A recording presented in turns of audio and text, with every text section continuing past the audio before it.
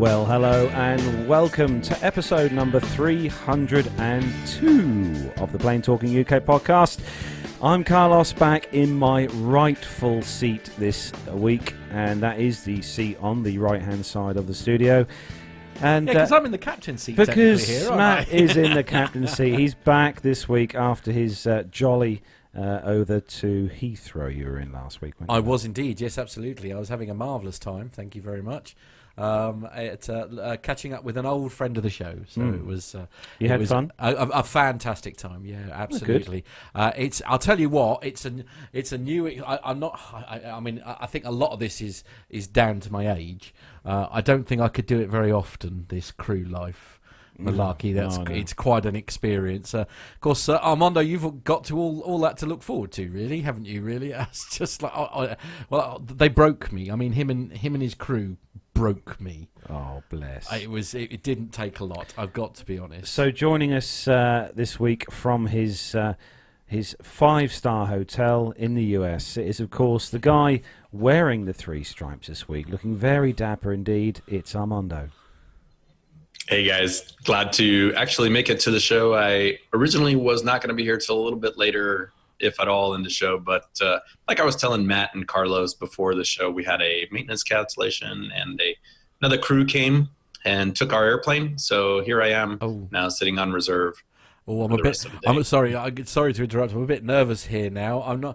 I've just seen a comment in the chat room here from Auntie Liz. It says, "Oh, I have to comment on Matt's facial hair though. Wow, is that good? It's grown a few millimetres since the last show. Yes, yes, absolutely. I don't know. Does Auntie Liz like it? Because I don't know. That's the bench test. If Auntie Liz doesn't like your beard, then it has to come off. There's no two ways about it.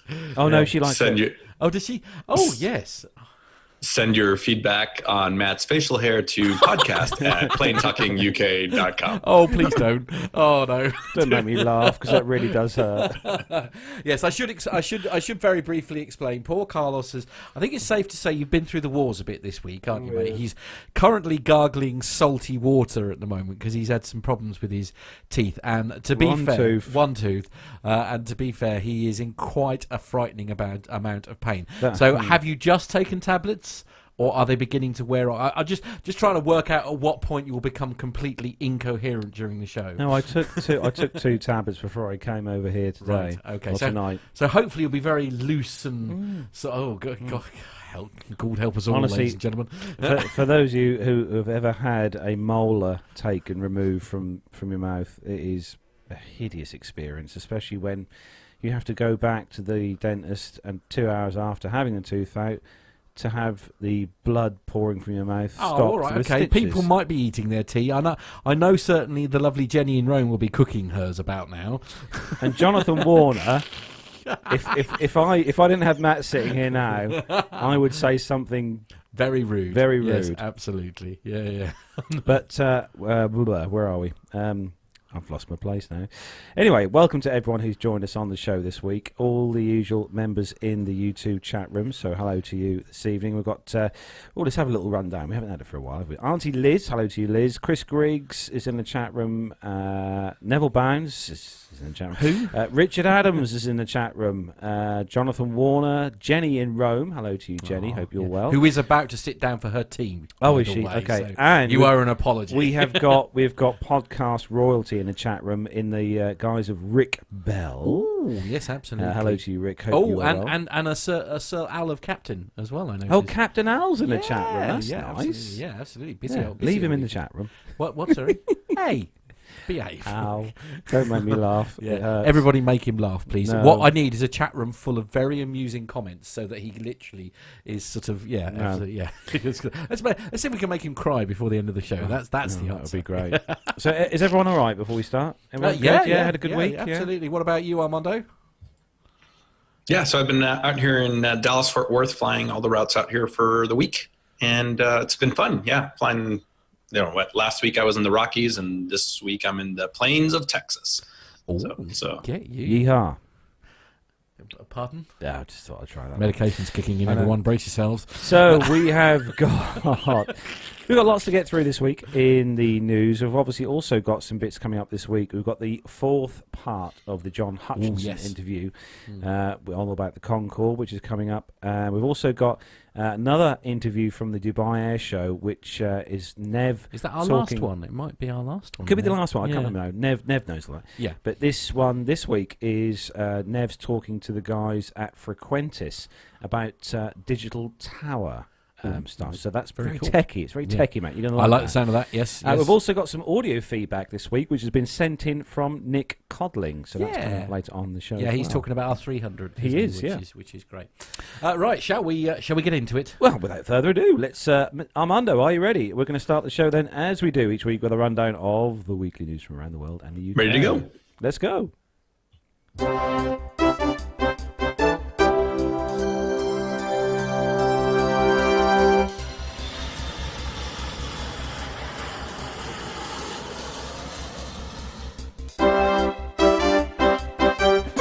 So, kicking off this week's first news story, and it's a breaking news story that broke just before me. In fact, and it was shouted up the stairs by Mother, wasn't it? Yeah, it was actually. It was kind of shouted up. Matt had to go down and see what's going on. Yes, absolutely. I was worried something terrible had happened, but it was no. It's like she was screaming up the stairs like Matt. Yeah. So the news has broken this evening. Apparently, Stansted Airport obviously wanted to have some kind of expansion thing going on, and they've been told no. Yeah. Absolutely. Basically, my understanding is that they've been granted a bit of a.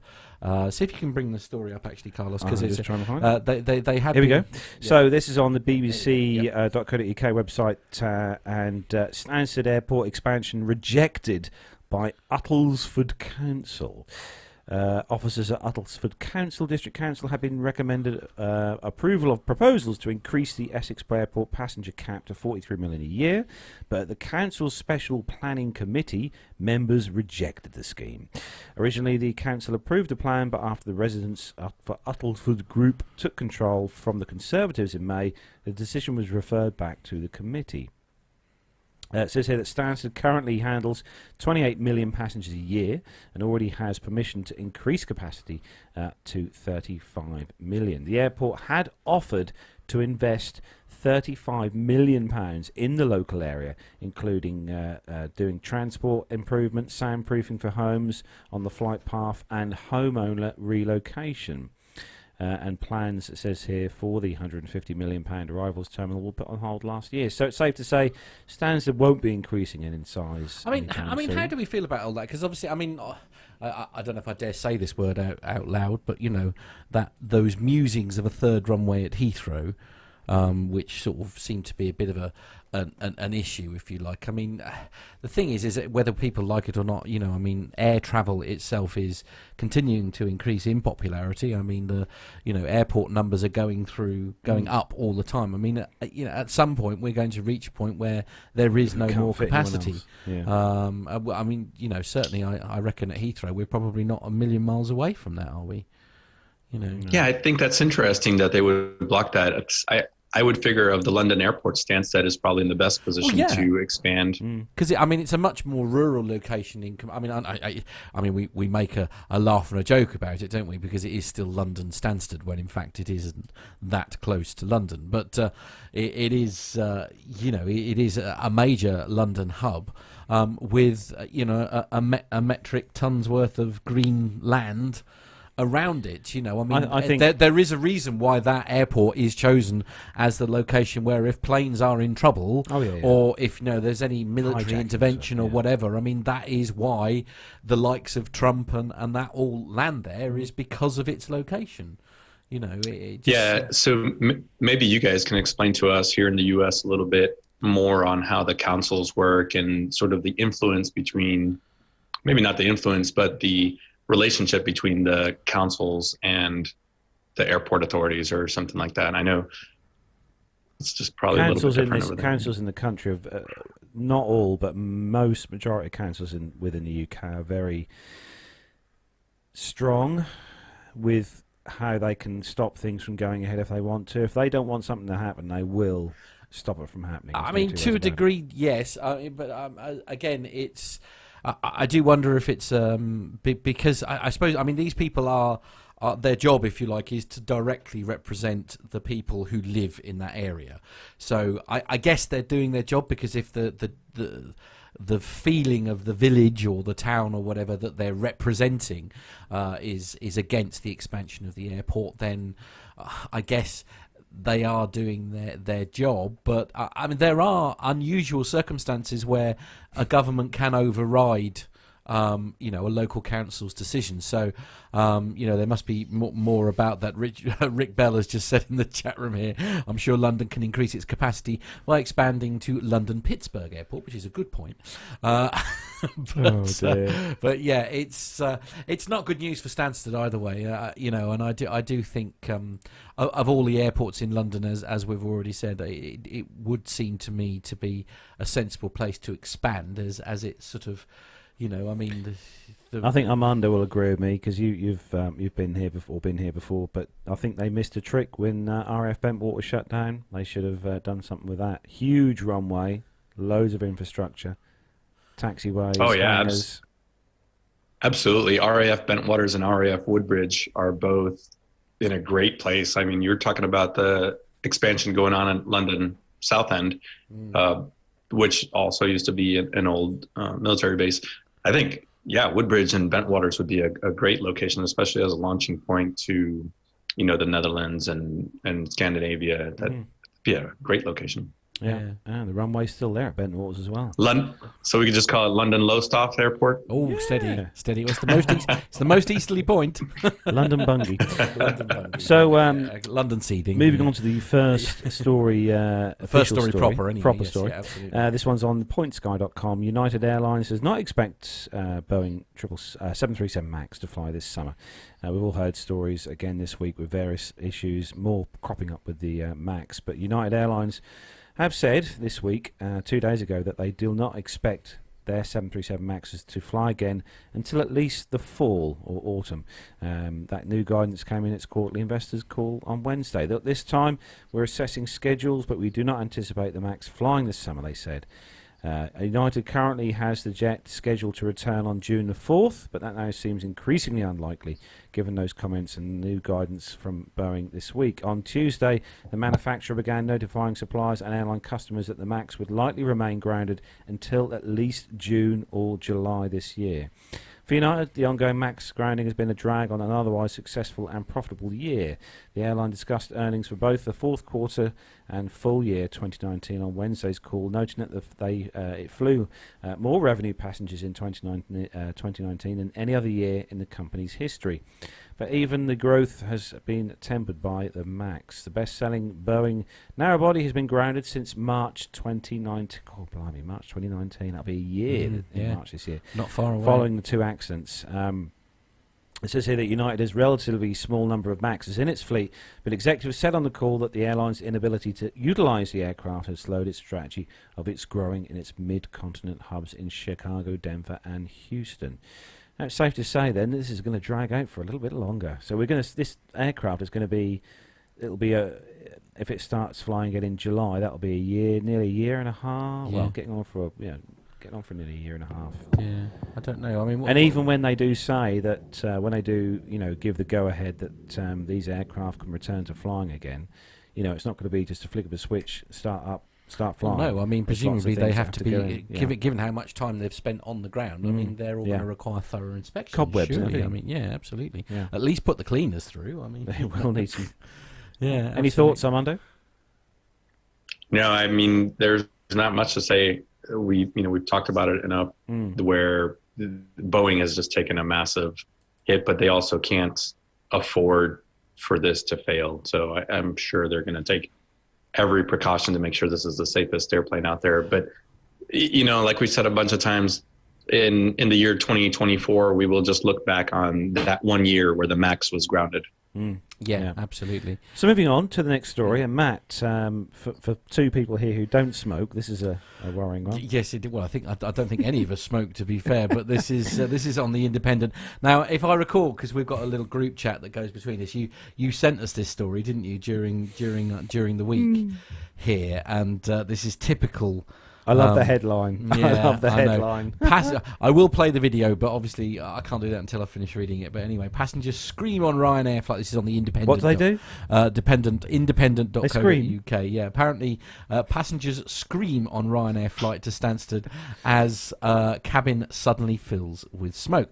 Terrified passengers can be heard screaming and crying in the video footage of the moment thick smoke poured into the cabin of a Ryanair plane mid-flight. Smoke began to flood the packed cabin just moments after the Boeing 737-800 took off. Well, at least they got the right aeroplane. That's a start for them. Took off from the Romanian capital of Bucharest, climbing thousands of feet into the air. A woman can be heard crying in panic in footage filmed on board aircraft, while a man can be seen grappling with an overhead compartment in an apparent attempt to release an oxygen mask. None of the other overhead compartments appear to be open.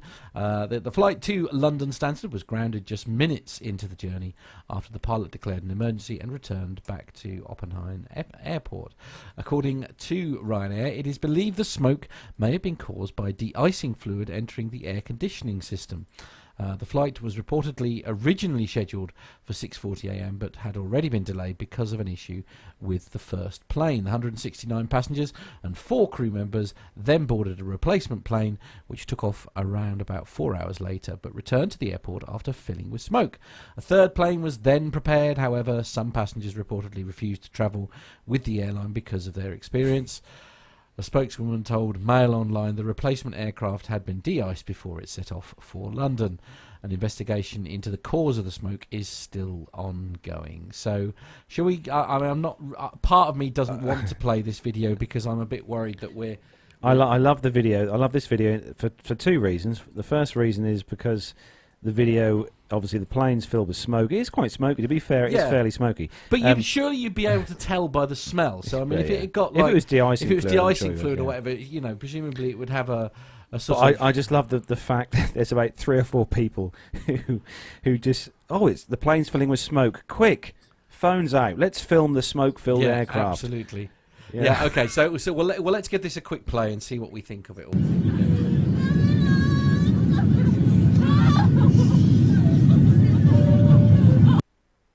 It's buffering. Damn it. Well, never mind. So close.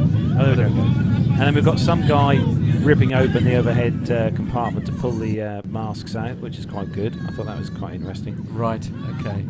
Because technically, if the proverbial had hit the fan, the flight deck would obviously release those. Yeah, absolutely. If there was actually something wrong for the oxygen, as you say, I just love how everybody immediately got their phones out. The most dominating feature of that entire is thing phones. Was not anybody like you got like a handful of people who were sort of clearly, to be fair, distressed about what was going on. You know, I guess you can understand that if you don't know a great deal about what's occurring, but I'd like to think Captain Al has said something good in the chat room. Actually. Yeah. Captain Al said that de-icing fluid is very similar to theatrical smoke. Right, which would give you a very dense fog, essentially. I mean, that is its job. Richard Adams has made a good point, actually. Richard Adams says that in-flight barbecues will never catch on. Oh, I see what we did there. Right, yes. Anyway, for a bit of seriousness now, please, Armando. No, I mean, I really can't blame the passengers on this one. If even any of us in our podcast community, if you're sitting in the back of the cabin and you see the airplane start filling up with smoke, I don't know that I would reach up with my pen and try to get my own oxygen mask down because it's not going to work. But until they turn it on, I would still be concerned. I don't know that I would reach my phone either. I would start probably looking for exits or something like that. But it's we have to remember there are a lot of people out there that don't fly regularly, or many people that is their first time flying. You see something like that, and you're going to get a little bit nervous. Yeah, no, that's a fair point. That's a fair point. I guess the reaching for the phone thing is essentially the modern day phenomenon that is human nature these days, isn't it? I mean, everybody's hoping that they can record something they can flog to the papers, aren't they? And let's be honest, it's worked for these guys here. I mean, The Independent has published it, and I dare say that video appeared on virtually every tabloid over the last sort of few days. So.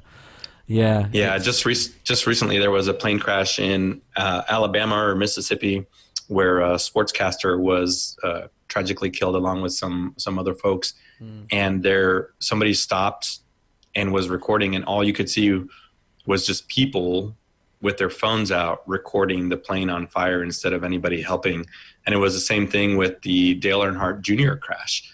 You could see people stopping on the highway, pulling out their phones when there are people still getting out of the airplane that would maybe require some assistance, but everybody was filming. Yeah. So I know I mean, we're all for, I'm the first one to reach my phone and try and get something, something a bit unusual is going ahead. But I'd like to think in that scenario, the first thing that I would do is go and make sure everybody was all right first, or if somebody needed some help. But then, I don't know. It's a funny old world we live in, isn't it? So, Armando, the next story for you is regarding some hardness on an aircraft. I beg your pardon?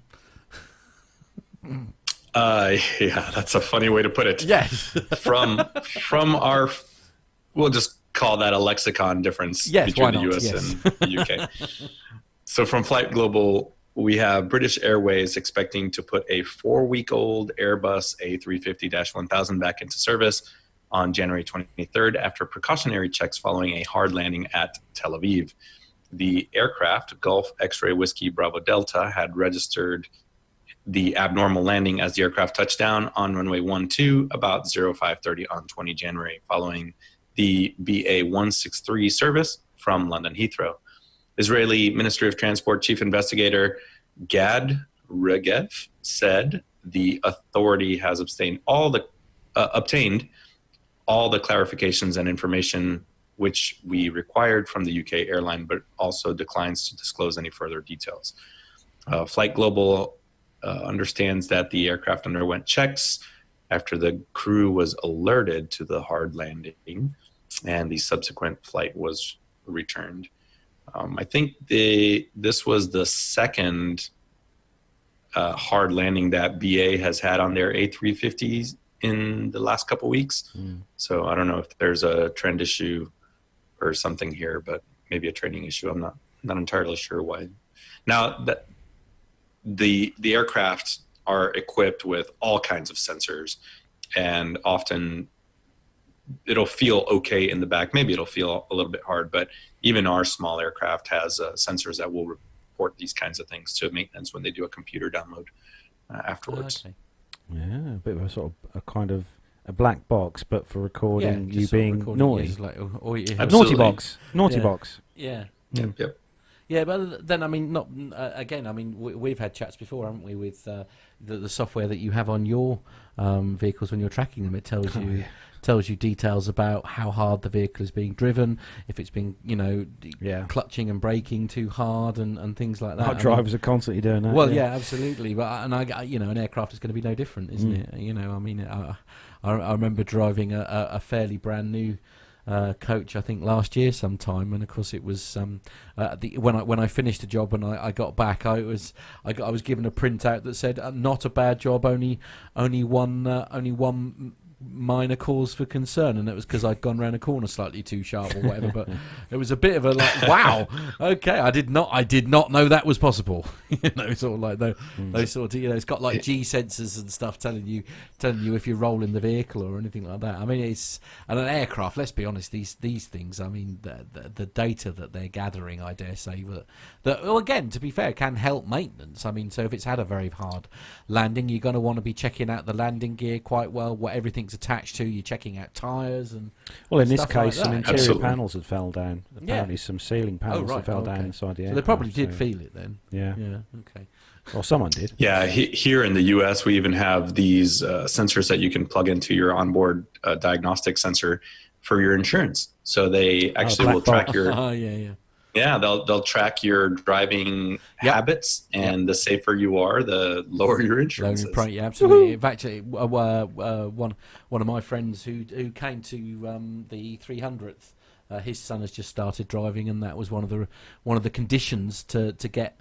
I won't say even affordable, because it was still over £1,000, this insurance, but it was still significantly cheaper than other people by having said black box plug in. Anyway, that's got nothing to do with aviation. I think we should move on. But this story has. This one, for anyone who's flown on Norwegian, on the local.dk, one of those airlines I would love to fly over. Yeah, Norwegian. absolutely. So travellers who book the cheapest tickets will no longer have cabin bags included in their fare, the company confirmed on the website this week. Norwegian said that should customers wish to bring cabin bags with them, they will have to select a ticket above the most basic price level or pay extra to add a cabin bag to the booking. The rule change is intended to make journeys more comfortable for everyone and ensure that flight departs on time, according to the airline. So it's not just to make more money then. Okay, so how the new rules apply to individual passengers depends on the date on which the tickets were purchased. If you purchase tickets on or after January the 23rd, 2020, you will have to pay extra to take a cabin bag on the flight. This is because the cheapest ticket, the low fare ticket, does not include a cabin bag. You will, however, still be able to bring a small bag sized 30 by 20 by 38 centimetres and weighing no more than 10 kilos with you in the cabin. This bag must be placed under the seat in front of you during the flight. If you travel with low fare ticket, you will have to pay to add extra cabin baggage to your booking. That can be done up to 4 hours prior to departure.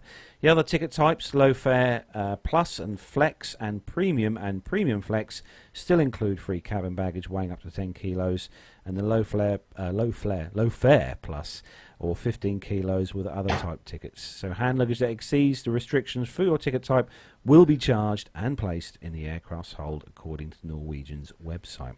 So for tickets purchased prior to January 23rd, 2020, the old cabin baggage rules do apply. So I think it's safe to say that they've gone from sort of ultra low cost to kind of low cost creeping up now. But I mean, all the airlines now are charging for that's true. for a cabin bag. So that is true. if you buy a basic fare ticket, it is essentially a bus ticket. Well, you get what you pay for, don't you? You get what you pay for. Yeah. Actually, just going back slightly to the other story, I'm only reading because I found it really interesting.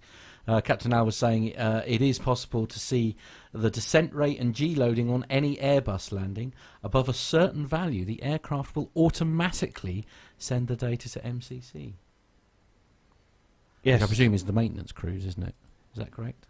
I believe it's maintenance control center. Chris Griggs has just actually said that he's just noticed that the Norwegian sale started today. Yes, actually, that was being I wonder if that advertised offsets the extra cost. Yeah, absolutely. Yeah, I think I heard it on the radio. Actually, I was listening to the radio today, and they do. I mean, they have got some good reviews online. To be fair, I mean, I haven't flown Norwegian. It'd be nice to speak to someone who has flown with Norwegian, either on short haul or long haul. But they apparently their crews are quite nice. Very pleasant, and the service is good on board. Whether that's true or not, I don't know. We'll need someone on. Anyone listening to the show who's flown Norwegian, send us in some audio feedback. Matt. Yeah. Where can they send their audio feedback to? On WhatsApp. Oh, on WhatsApp. Oh, blimey. Now you're asking how long has it been? So it's +44 757 22 491 66. So that's +44 757 22 491 66. Or you can do it old school, podcast at planetalkinguk.com, or you can send it to us via Twitter. Just you make sure that you tag in at planetalkinguk into the thing. Yeah, and it'd be nice to hear from someone who's flown with Norwegian. Yeah, see how good they are. Yeah, next story, Matt. Oh, it's me for you. Sorry, I was busy pressing buttons. This one is on the Reuters.com website, and we're going back to the 737, but we're talking about simulators now. Okay, right. Yes, so it is, as you say, Reuters. And the headline is, Airlines scour the world for scarce 737 MAX simulators. Apparently there's a shortage of them. Right. This January 21st story corrects reference to Copa being the only Latin American airline with a 737 MAX simulator. Clarifies 245 refers to 737 MAX pilots, not total pilots, in paragraph 20. Anyway, okay. as you right, onwards. And yes. upwards. Editorial note. Yeah, absolutely. So airlines are scrambling to book time in 737 MAX training facilities as far afield as Fiji, Iceland and Panama, operators said after Boeing Co. recommended pilots be trained in one of the few simulators replicating the latest model. That means thousands of pilots from more than 54 airlines need to squeeze into about 3 dozen 737 MAX simulators around the world before they can fly the plane. Boeing is recommending that all 737 MAX pilots undergo training in a 737 MAX simulator prior to flying the aircraft in commercial service, the company told Reuters on Tuesday evening, the first confirmation of its new policy. On the 7th of January, the company had recommended using a simulator but did not specify what type. The 737 MAX has been grounded since March 2019, as we mentioned earlier, after two... the estimated 34 737 MAX simulators in service produced separately by CAE Incorporated and Textron Inc.'s Simulators and Training Division, TRU, are less than a quarter of the number of the older 737NG simulators certified by US and European regulators. I think that what a shortage of simulators will mean is the fleet of Maxes will start flying more slowly than the airline would like, said Gunnar Orn, who's the managing director of TRU Flight Training Iceland, a joint venture between Iceland Air and Textron Simulator and Training Division. In the beginning, it was said that the simulator training would not be needed, he said. This changes everything completely. As I say, they were saying that the TRU Flight Training Iceland had more inquiries than usual from potential airline customers about the use of its 737 MAX simulator since Boeing's January 7th announcement. Boeing said on Tuesday it did not expect to win approval for returning the 737 MAX to service until mid-year, longer than previous estimates, in part because regulators are working on new pilot training requirements. Many airlines did not order 737 MAX simulators, assuming they could rely on the older 737NG simulators because the types were so similar. Simulators can cost circa $10 million to anything up to $20 million each, with the 737 MAX at the upper end. CAE said hourly rates for simulator training can cost $500 to $1,000 per hour, it said. Cheap as chips. Well, absolutely. High demand for the 737 MAX simulators had led the Montreal company and its rival TRU to produce simulators for customers they have yet to line up. Customers are making increasing inquiries from all over the globe, a TRU spokesman said. I won't go on, but basically you get the gist. There aren't enough simulators for the work. I would argue perhaps that if they know what they're going to be, what scenarios they're going to be practicing in the simulators and stuff, how long does the sim training last before you have to do it again, Armando? Well, it depends on the airline. I think what the big issue right now is when the MAX was supposed to roll out and go into service, it was going to be okay to use those NG simulators, as the article said. And it was just sort of a differences training course that you could do on a mobile device or in a classroom setting. But I think what they're looking forward to do now is to have MAX specific training, now that they've realized that the flight characteristics may be a little bit more different than expected. So now you can't, simulators are hard to produce. They're incredibly complicated. They take a lot of maintenance and you need a facility for it. So I think, and Captain Al was talking about this too in the chat room, where this is now going to be maybe not the limitation, but a limitation about getting the MAX back into service, is now everyone's going to have to go through MAX specific simulator and emergency procedures training. So it usually takes a couple. So I'm assuming that previously qualified 737 pilots, NG pilots, will probably spend a day or two, maybe 3 in the simulator. But something that a lot of people don't know is simulators operate 24 hours. So if these airlines that were a little bit proactive, ordered their simulators, they have the potential to make a lot of money renting the simulators out to other airlines. Yeah, now $1,500 an hour. You got a bunch of Southwest pilots that are going to Panama and Iceland and Fiji to sit in the simulator at 2 a.m. And that's what's going to have to happen. Which let's be honest is, I mean, not being funny. I mean, you guys are flying, at any time. It's whatever time is required. So I mean, flying at 2 a.m. in the morning is not an unusual thing for an airline pilot. Yeah, that's not a thing to us. We have no idea what day it is, what time it is. None of it really matters. No. So it's not going to make any difference to you. So, it's not going to make any difference to you doing your training at 3 o'clock in the morning. Is kind of where I'm going with that. Correct. Yeah, and I'll add something that Al just put in the chat room is the NG sim cannot be used for the Max, and then vice versa. The Max sim cannot be used for the NG. So what? I mean, forgive me if it's.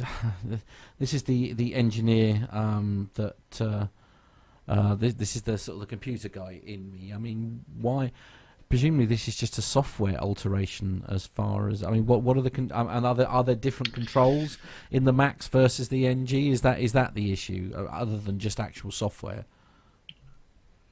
Yeah, no, I think it's going to be more of a software issue, and that you have to, in order to use a simulator and it be certified to, for a type rating or differences training, it has to have the most realistic flight model loaded into it.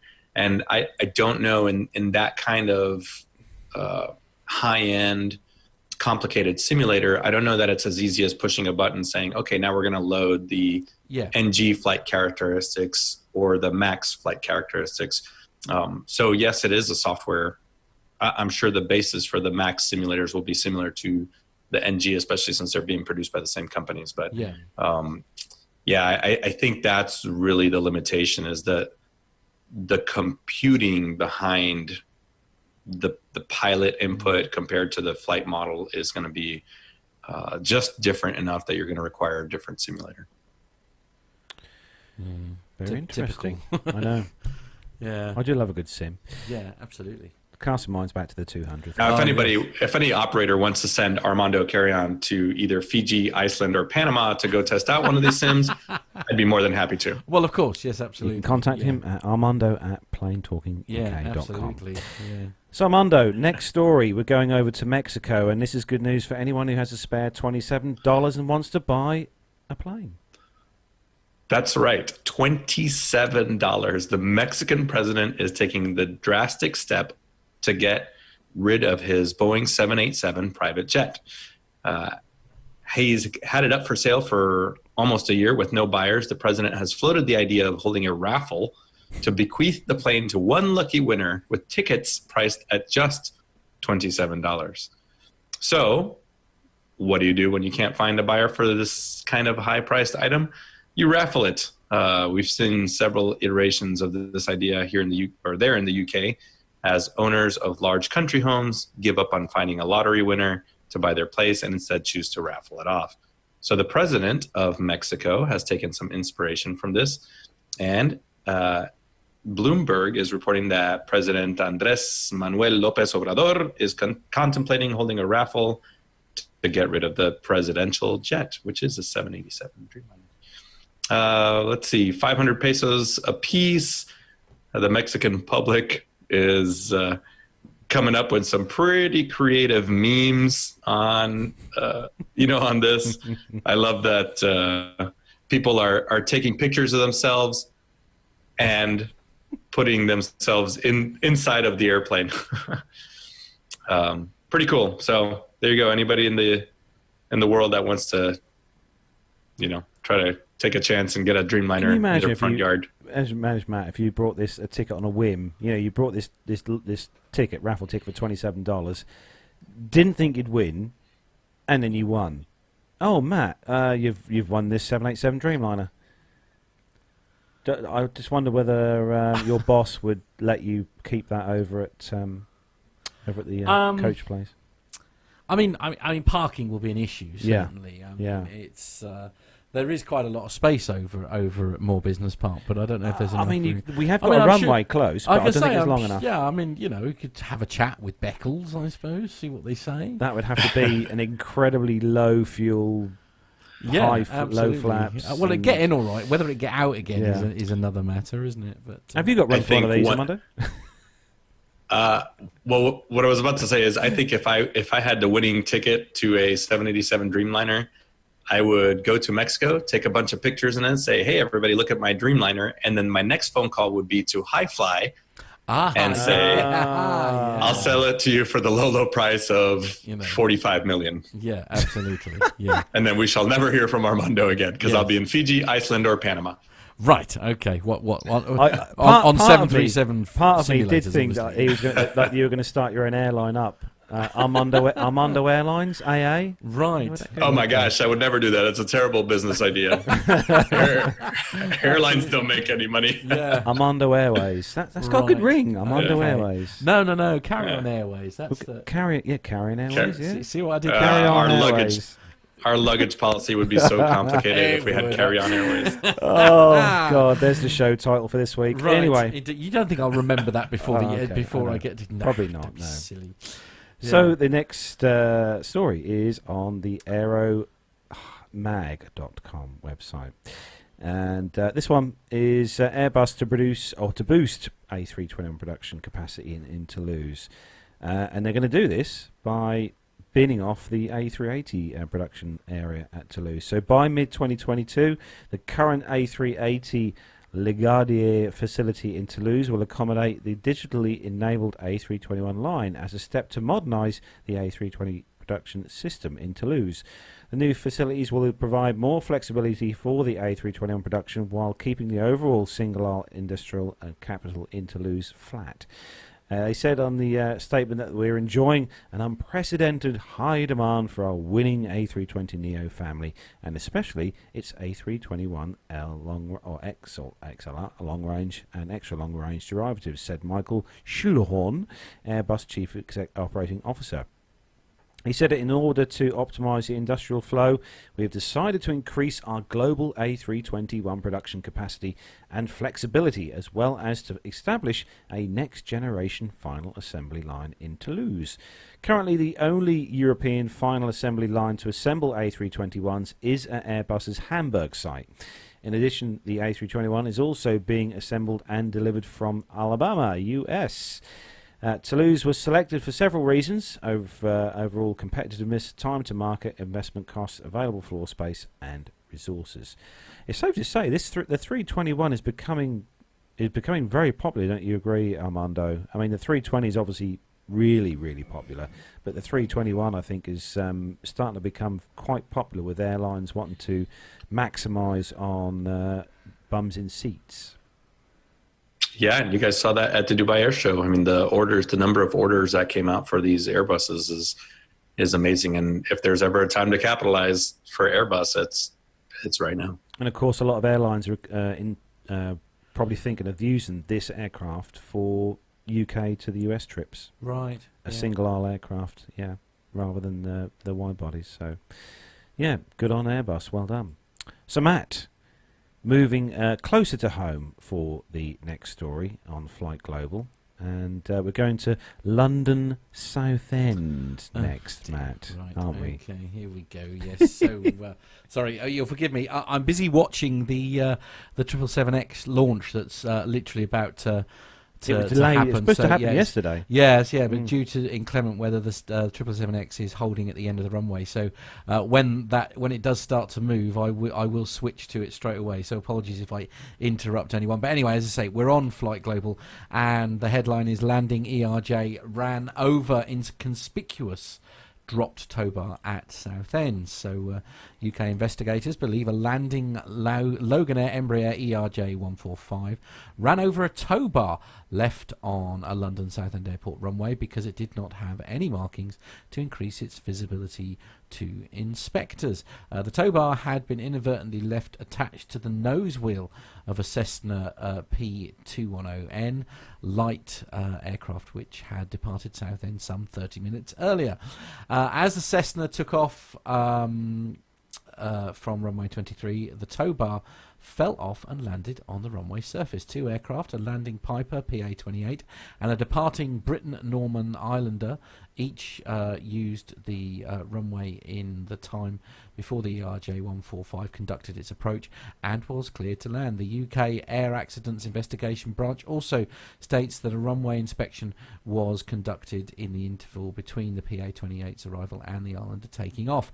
When the ERJ touched down in daylight and good visibility, its captain saw an object on the right of the centreline about 8 to 10 metres in front of the aircraft, while the jet was still travelling at 105 to 110 knots. Ooh. He applied slight left rudder as the object disappeared out of view.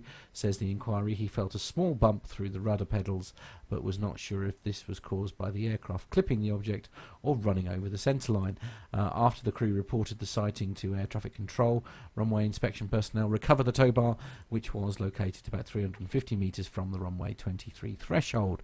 It had been run over by the ARJ, the inquiry states. Ooh. But the jet, so that's Golf, Sierra, Alpha, Juliet, Kilo, was undamaged. Analysis of the event, which occurred on the 7th of August last year, could not determine whether the PA-28 or the Islander had passed the tow bar during their runway occupancy, while the runway inspection was intended to check for wildlife, so the inspection vehicle's driver might have been focused on the sky rather than the runway surface. But the inquiry points out that the tow bar was painted in dark colours, rendering it inconspicuous against the runway surface. The tow bar might have been seen sooner if it had a reflective or other high visibility markings, it added.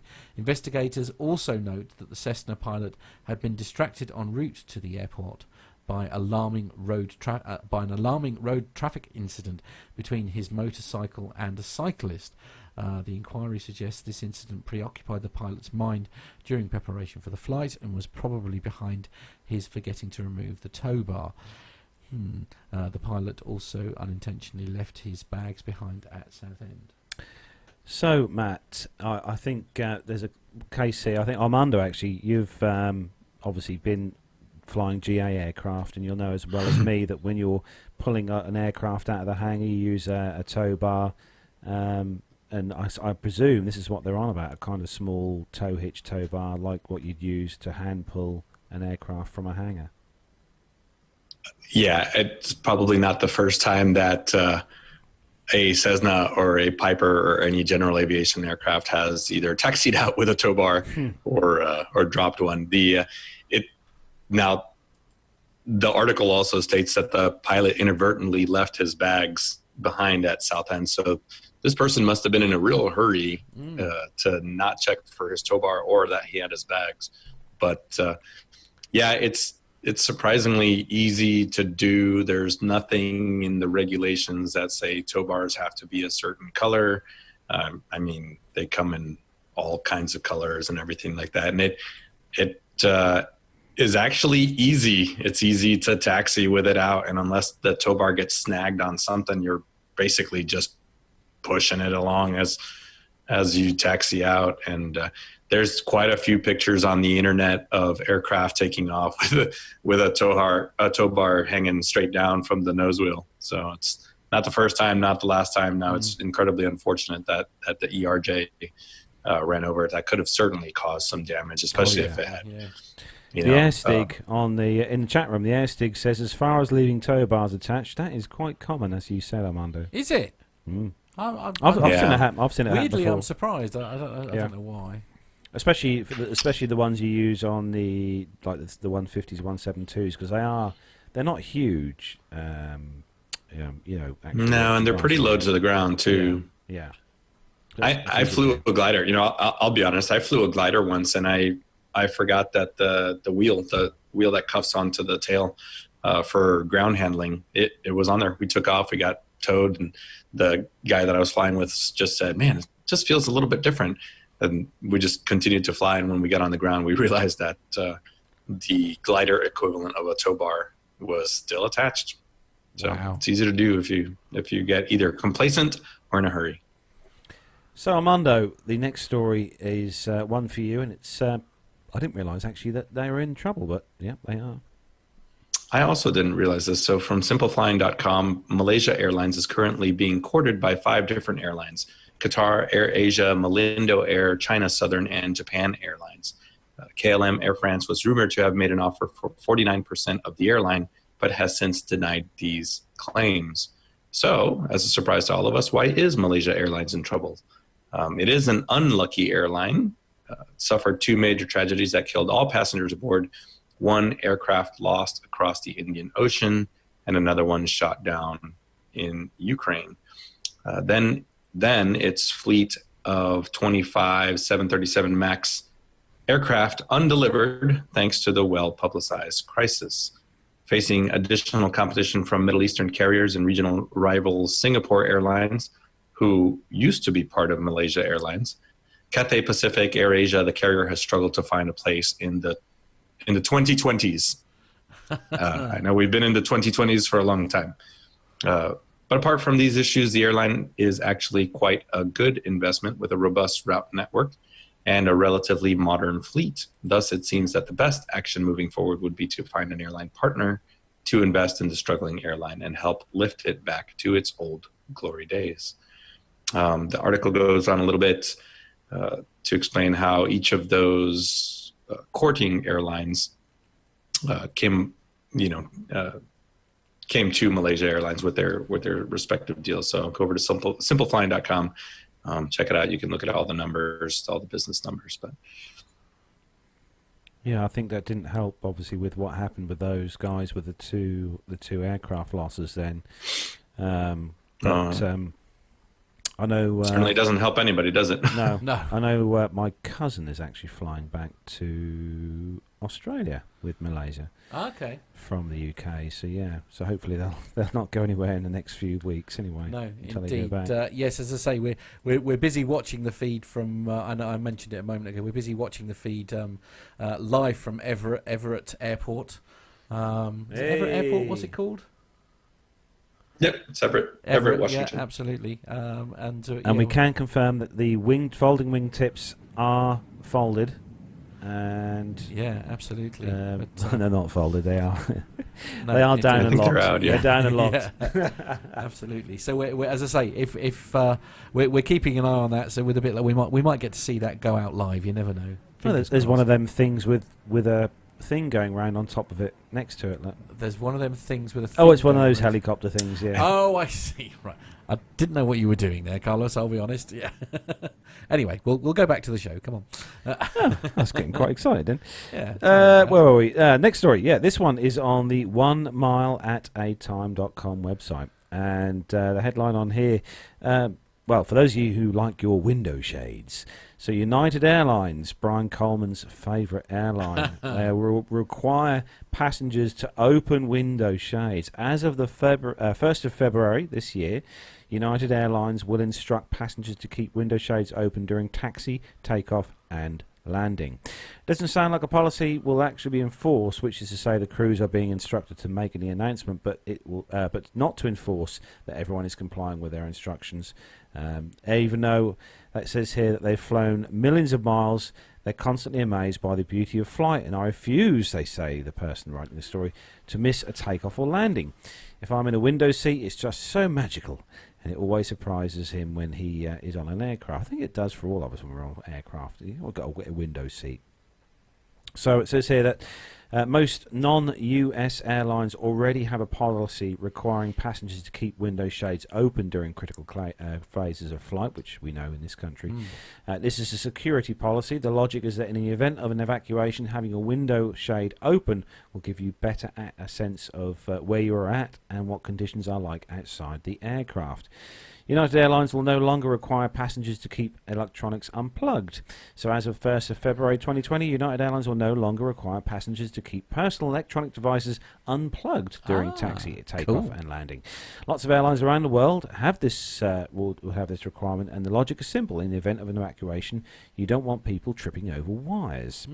But it seems United is abolishing that and will allow passengers to keep electronics plugged in.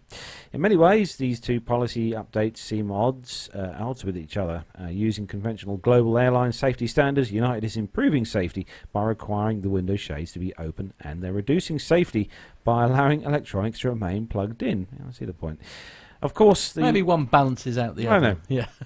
Of course, the chances of either of these policies making a difference in the event of an emergency are fairly minimal. They'll be too busy worried about getting their camera phones out. Yeah, and the filming in vertical video. Yeah, vertical video, which Nev loves so much. I know. Yeah.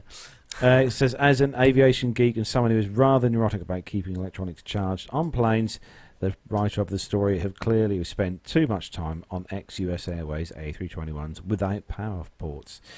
And, well, it's safe to say that for me, personally, if I'm on a window seat and it's a daytime flight, yes, I want to look out the window. Right.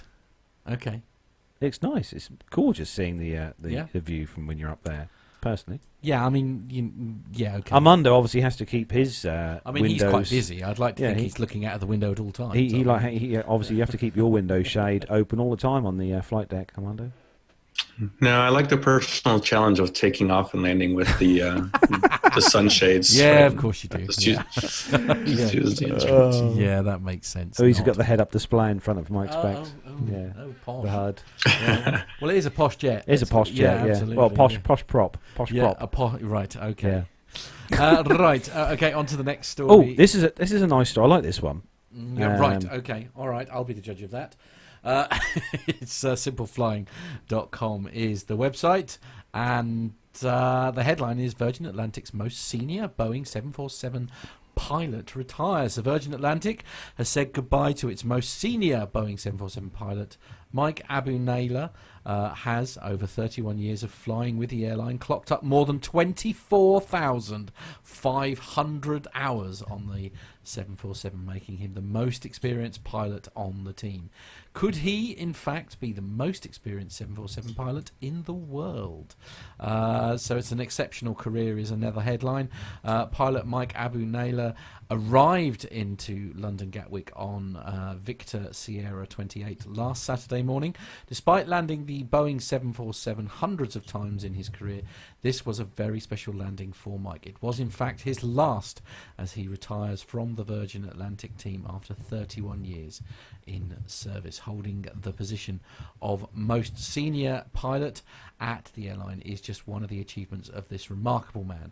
Growing up in Iraq, he began training on the Boeing 747 for Iraq Airways in 1978. However, shortly after qualifying, Saddam Hussein's regime barred him from leaving the country, relegating him to working at a desk job for a railway company.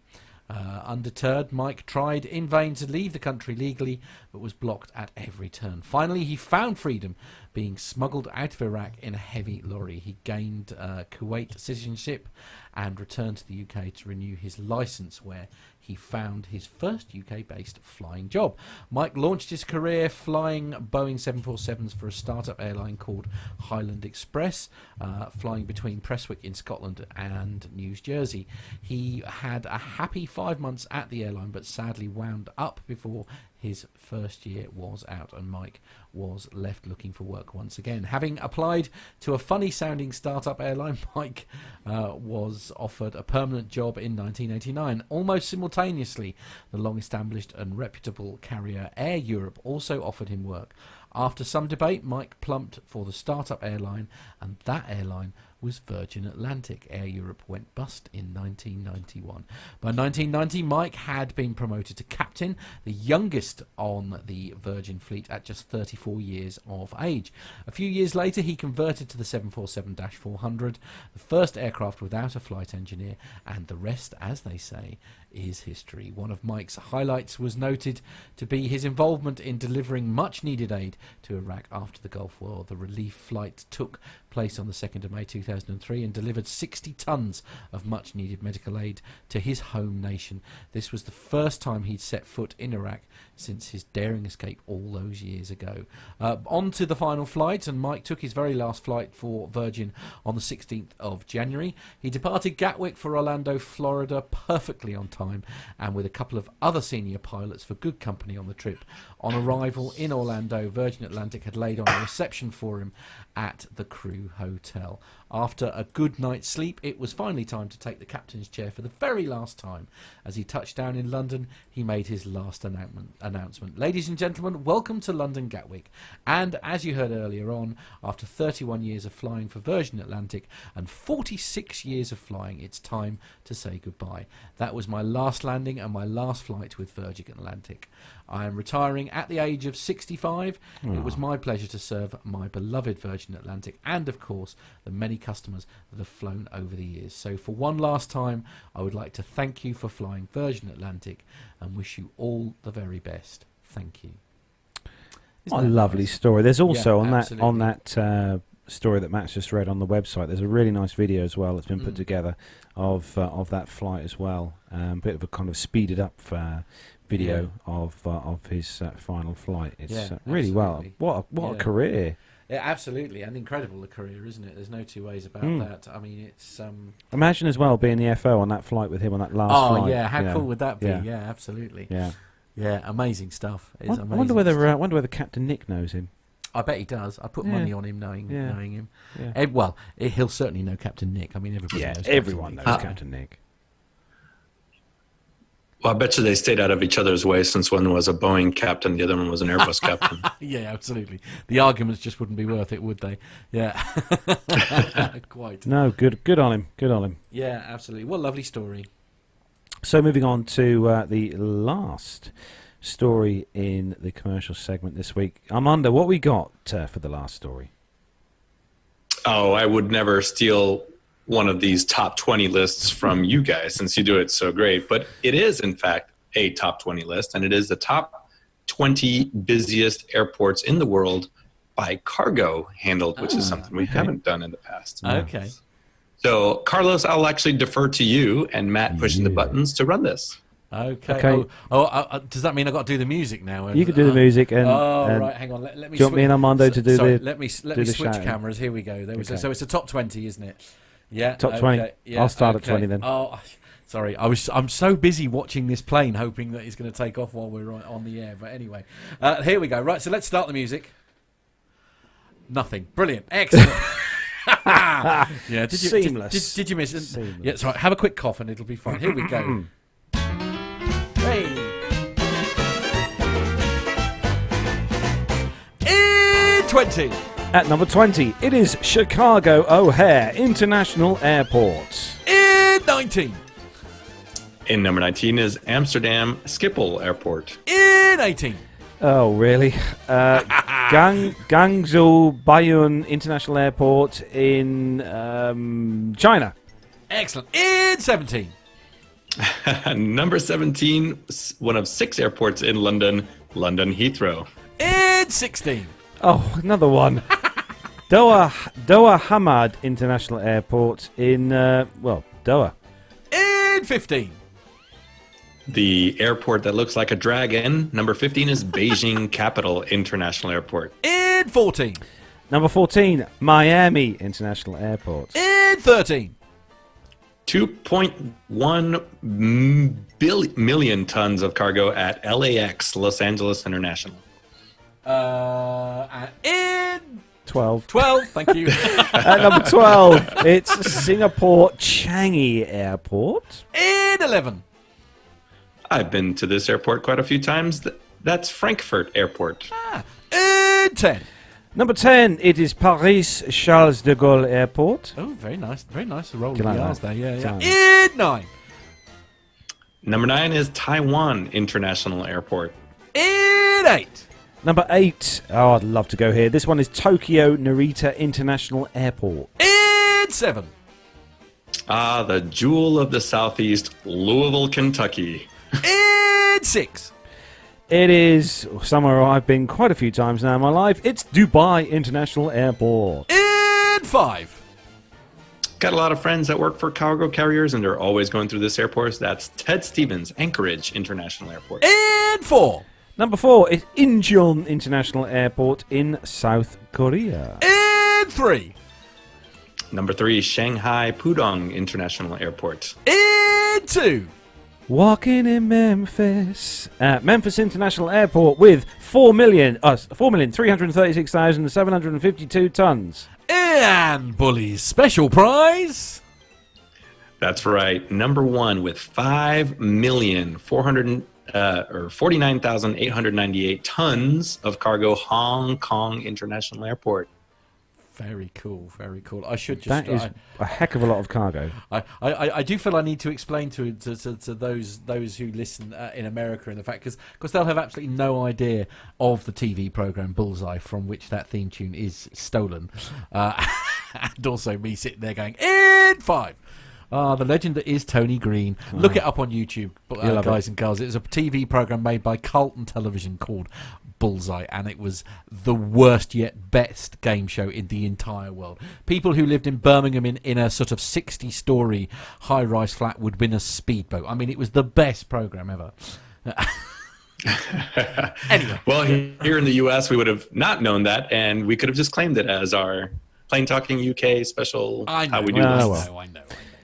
So we go cargo airports, just for a change. We've done cargo airports this week for the busiest. So the busiest being Hong Kong. I'm not surprised at that at all, actually, because I saw a documentary not so long ago on National Geographic about Hong Kong International Airport. Yeah. It's and I should just stress. There we are. It's still on the tarmac, waiting to go. Is it still there? It is still there. It's gone tech. No, I don't know. It hasn't gone tech. The weather has gone tech. In fairness, the weather looks fine there. Well, it says due to inclement weather, they've said that for ages. The 777 and the helicopter. Have you sure you've not got that on repeat? Because the helicopter is still there with its engine running.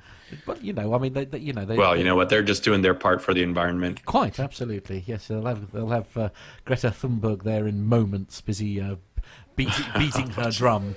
Exactly. Yes. So no change in the status of the XXX first flight. 777X, yeah. So 777X. Sorry. 777X. Coming up next is the fourth part of the interview with John Hutchinson, as took by Captain Nick and obviously Neville Bands behind the camera. So here it is. So it sounds like your first job with McAlpine was excellent, but you were pretty much a one-man band. Yeah, I was pretty much a one-man band. We did get a second pilot, and then finally a third one, and I became chief pilot of this great enterprise. And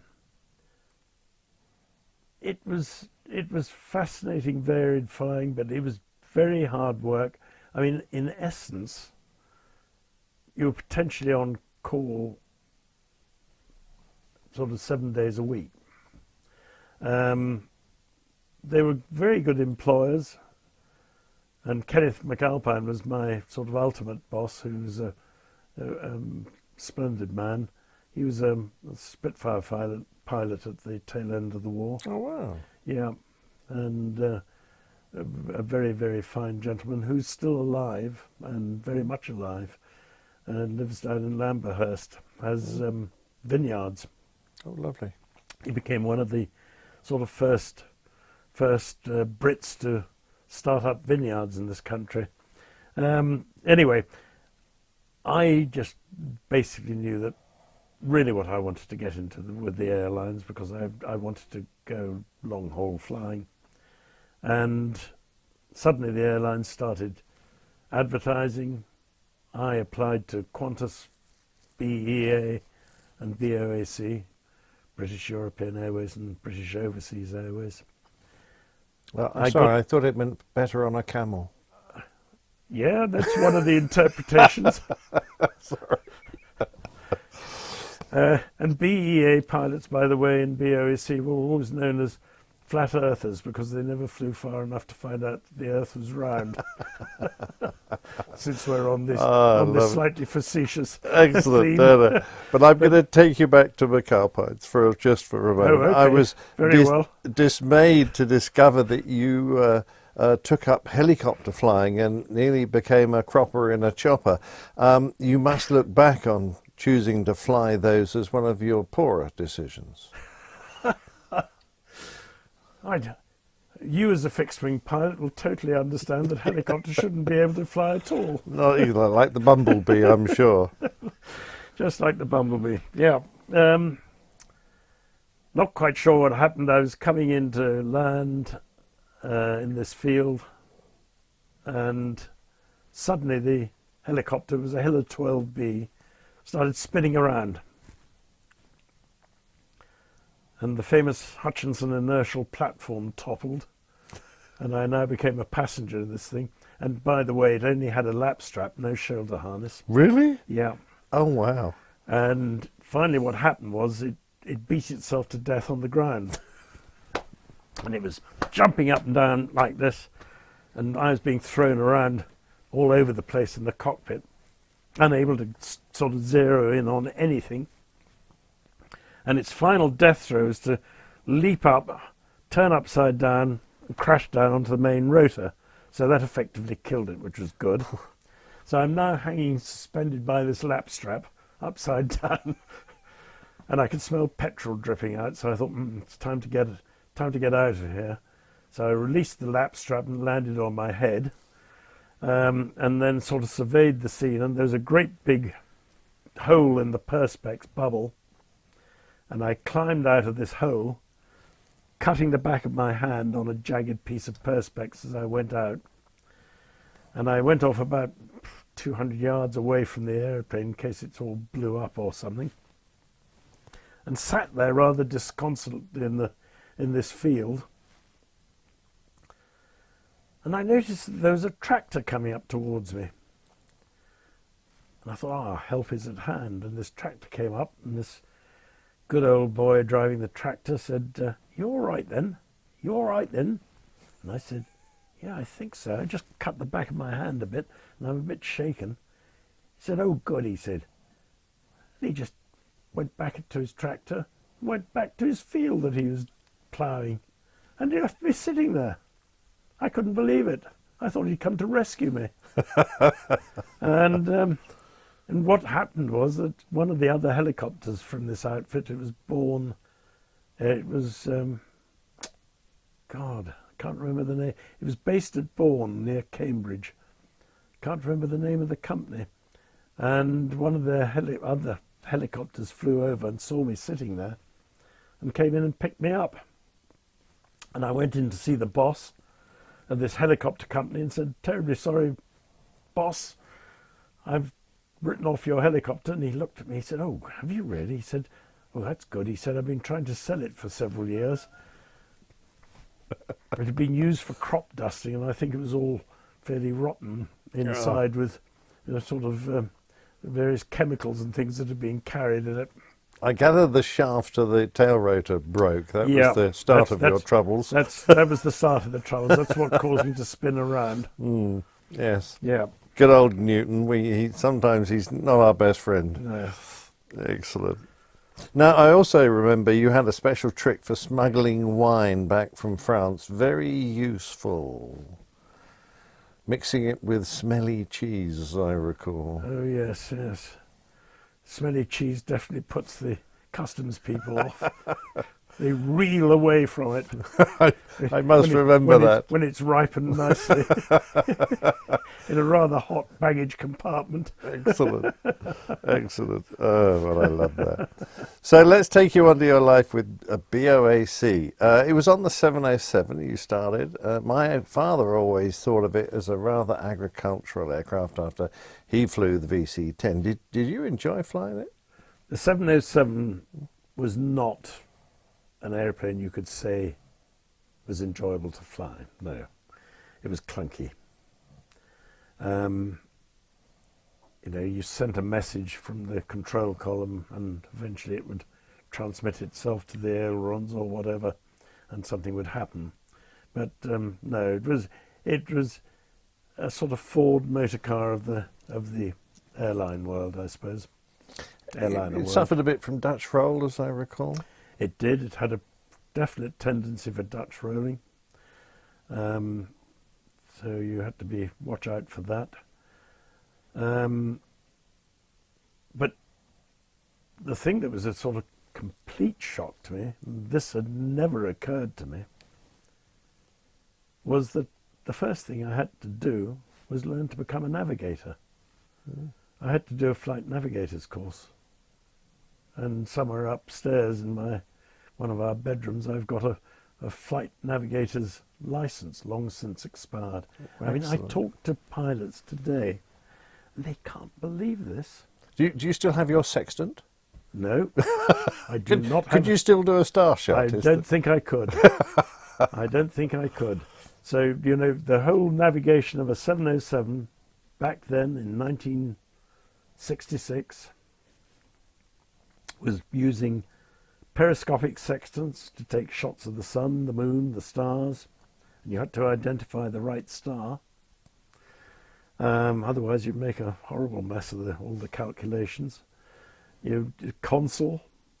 That was a Loran, tricky piece of kit, and bearings from ADF bearings. You know, these are all the sort of things that you were using, and the route that they used to use to train you to do this navigation was London to Bermuda. That's a small target in a very big just ocean. Think about that, exactly so. Yeah. And if you miss Bermuda, you're kind of stuffed. It concentrated the mind monumentally, I can tell you. It really did. And it was really hard work. I mean, I've done a 30-minute Astro air plot from Bermuda back to London, and you just don't stop.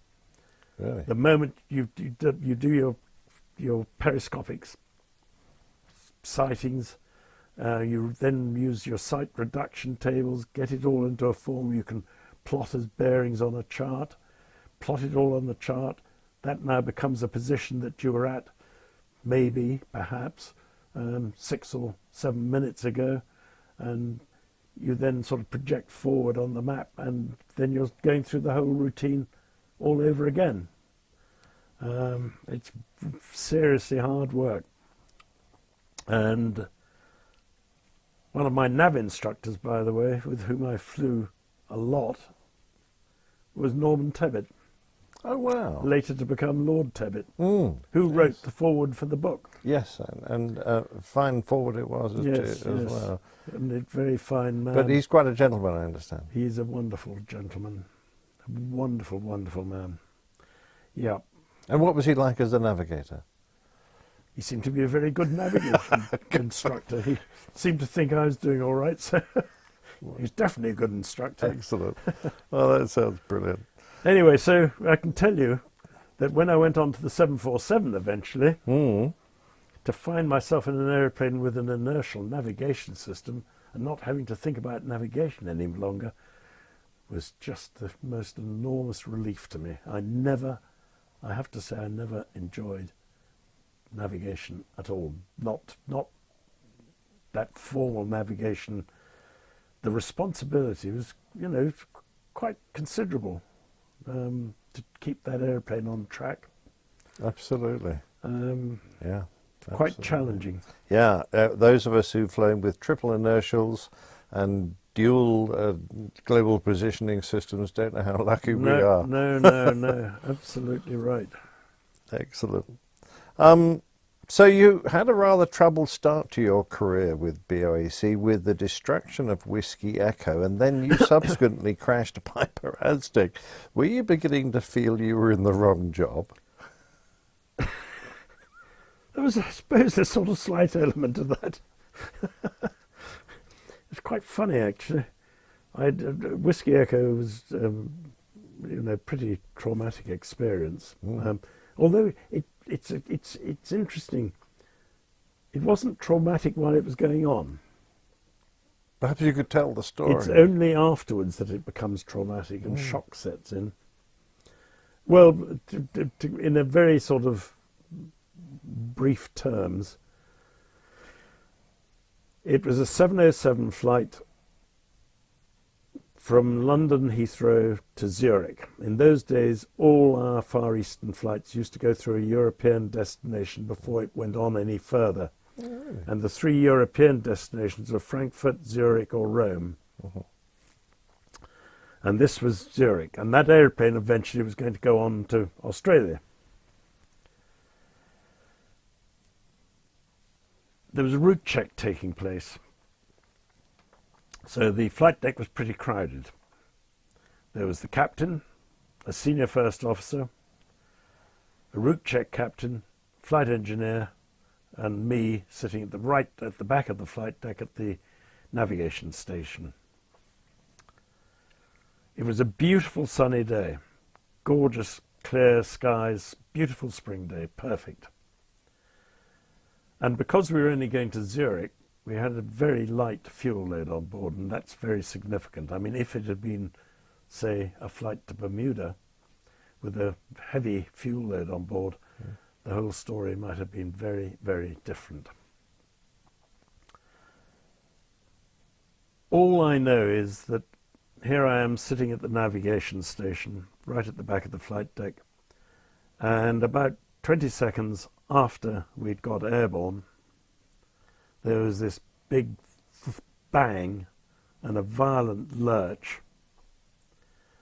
And I remember hearing the captain calling for a severe engine failure drill. In those days, there was a distinct severe engine failure drill as opposed to just doing a fire drill. Subsequent to Whiskey Echo, BOAC changed that, and for a severe engine failure, you automatically did a fire drill. But in those days, there was a specific severe engine failure drill, which did not involve pulling the fire handles. So were there no fire indications at that point? I have no recollection of a fire warning light or fire bell. Not at all. My first appreciation that there was a fire was the route check captain sort of peering out through the side window back at the left wing, and he said something like, "Oh bother, the wing's on fire." Oh God. That must have come as a bit of a shock And to that you. came as a shock to all of us. And at that point, the captain ordered the fire drill to be done. And he was all set up, the captain, who was flying, to do a full circuit back on 28 left as it was then. And the route check captain said, "No, absolutely not." He said, "You've got to get this airplane on the ground as soon as possible." He said, "It'll never last, the wing will burn through, and we'll end up crashing into the middle of London if you go around for a full circuit." And the captain flying was very reluctant to do this. But it was eventually arm-locked into landing on 05, which doesn't exist now. It's a taxiway.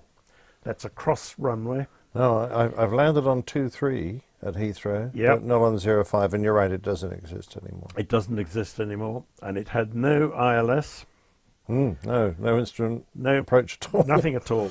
So here's the captain flying it. He's now been persuaded to land on 05 for reasons I've just stated.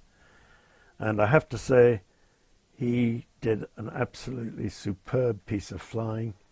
Excellent. Judged the whole, eyeballed the whole thing down to an immaculate touchdown, which is an extremely difficult thing to do on a 707.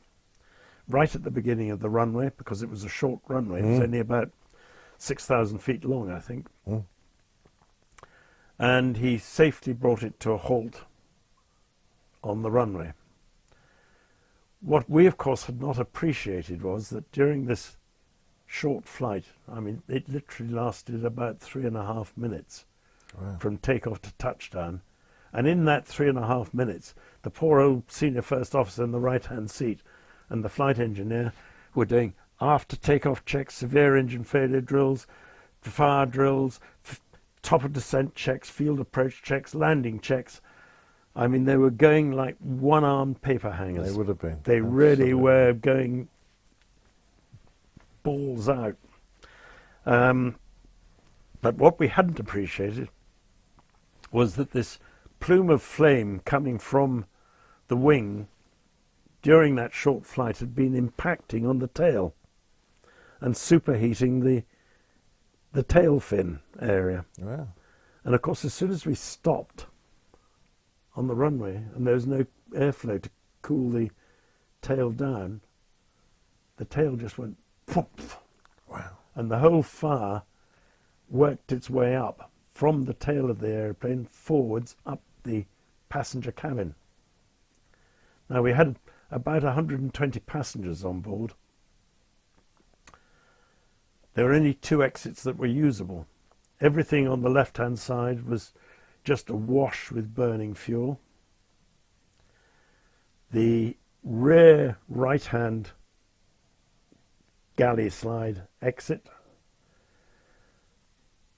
The steward at the back there got out on that exit and went down, but then the fire got the slide and burnt it up. Okay. So that wasn't available. So the passengers all got out of that aeroplane, about 20 of them through the right-hand over wing exit. Most of them ended up with broken legs or broken ankles because they had to jump off the wing onto the concrete. Mm. But, you know, they lived. And the other 100 went down the slide. And I tell the full story about this crash on cruise ships when I go lecturing. Because I think it's so important for people to be aware of the fact that cabin crew are not there to serve coffee and tea and meals and pamper you. They're there when it all goes horribly wrong to get you out. And if you've got a well-trained cabin crew, your chances of survival are hugely, hugely enhanced. And this cabin crew were fantastic. They imposed their authority on the passengers. I think passengers were more frightened of the chief steward than they were of the smoke. Excellent. Dense black smoke and flames and explosions every now and then. A fuel tank would blow up or a tower would explode and the airplane would lurch one way and then lurch another way. And I remember standing in the forward galley area. I didn't have to do a thing. I just watched all these people going off down the slide, one after the other. And eventually I realized that it was just me and the captain standing there in this. I don't know where the flight engineer had gone. I don't know where the senior first officer had gone or where the route check captain had gone, but they weren't there. There was just me and the captain. And we sort of shouted and yelled.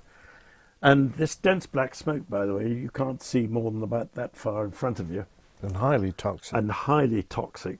And the captain said to me, he said, look, he said, I think everybody's off. And as far as we could tell, everybody was off.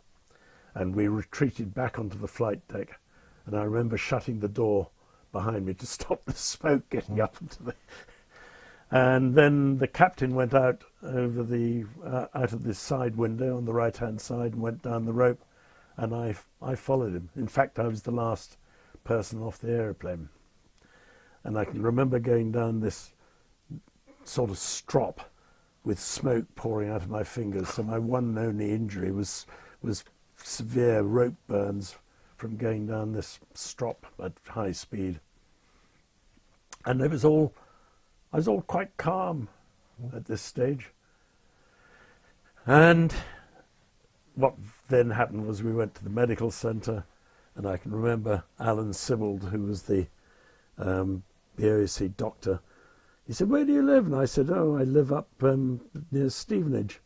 He said, oh, I live up in that part of the world. He said, I'll take you home. Yeah. And he was the sweetest man. He took me home, and as we got near to our house, he said, is there a pub nearby?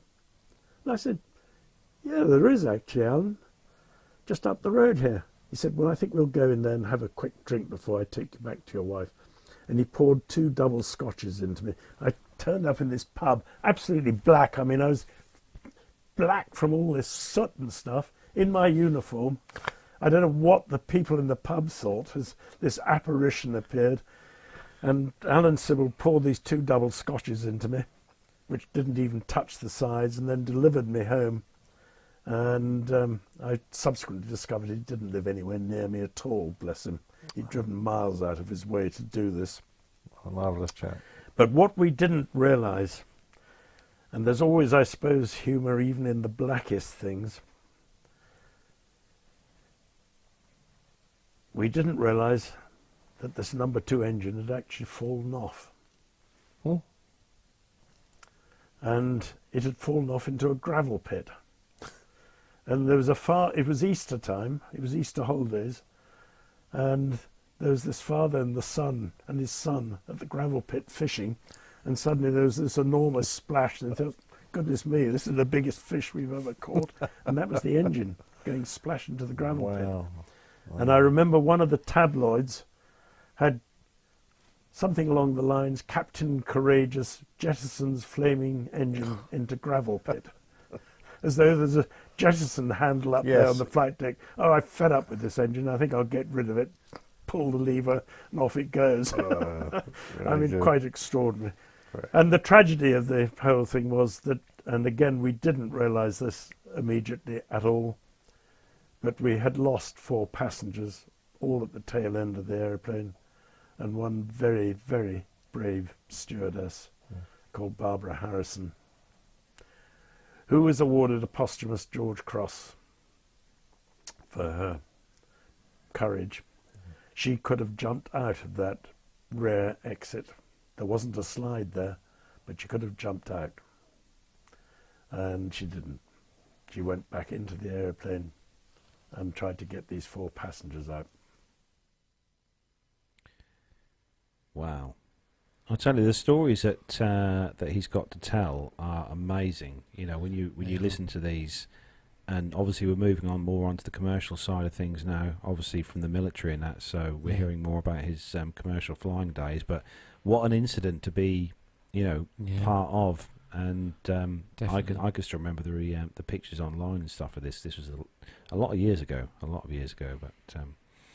yeah. You know, one of my favorite takeaways from having embarked on this podcast journey with you guys is the ability to talk to some of these pilots, just like Nick is talking to John. And we know when I got a chance at Oshkosh this year to interview Tammy Jo Schultz, and you see the interviews with Al Haynes, who passed away last year, and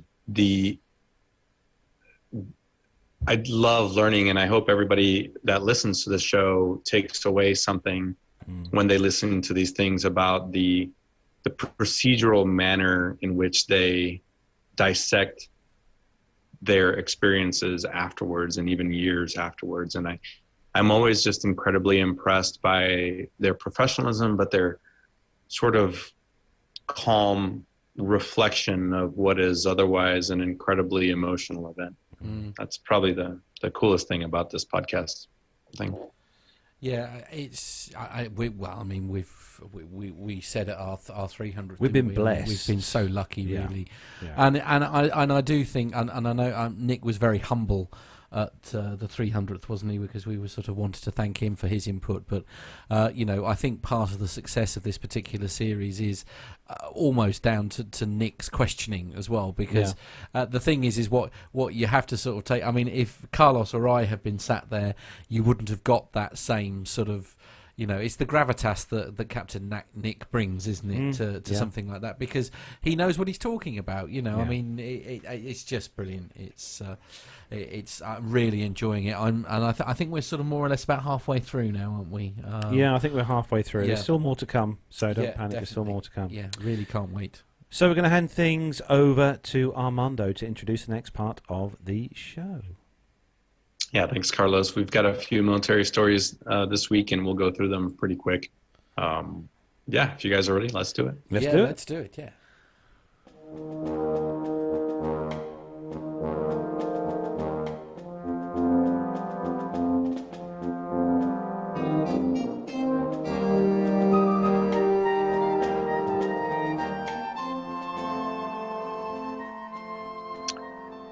Yeah, so most listeners of this show by now will have heard that there was a C-130 firefighter aircraft that crashed in Australia. So thank you for our Australian contingent and the Airstig there in the chat room who provided a little bit of amplifying data on this mishap. And kind of what we were talking about in the chat room was the conditions that day were a bit challenging. He mentioned that the winds were 30, gusting 40, with dust, low clouds, showers, and on top of that, there's obviously the smoke from the fires themselves, and it was a pretty rugged mountainous terrain area where this mishap took place. But I'll take a moment just to read a quick article from the Air Force Times, focusing more on the 3 individuals that lost their lives. Mm-hmm. So a pilot from the Montana Air National Guard was one of 3 American firefighters killed when a Canadian firefighting company's C-130 crashed Wednesday while battling the wildfires raging across Australia. The American branch of Coulson Aviation, which is based in British Columbia, said in a release that Ian Macbeth was one of 3 crew members killed when one of its Lockheed C-130 tankers crashed in the snowy Monaro area of New South Wales. The C-130 had just dropped a load of more than 4,000 gallons of fire retardant on a fire before it went down, investigators said on Friday. Macbeth, 44, of Great Falls, Montana, was the captain of the C-130, with the other crew members being First Officer Paul Hudson from Buckeye, Arizona, and Flight Engineer Rick DeMorgan from Navarre, Florida. DeMorgan was also an 18-year veteran of the Air Force as a flight engineer on C-130s.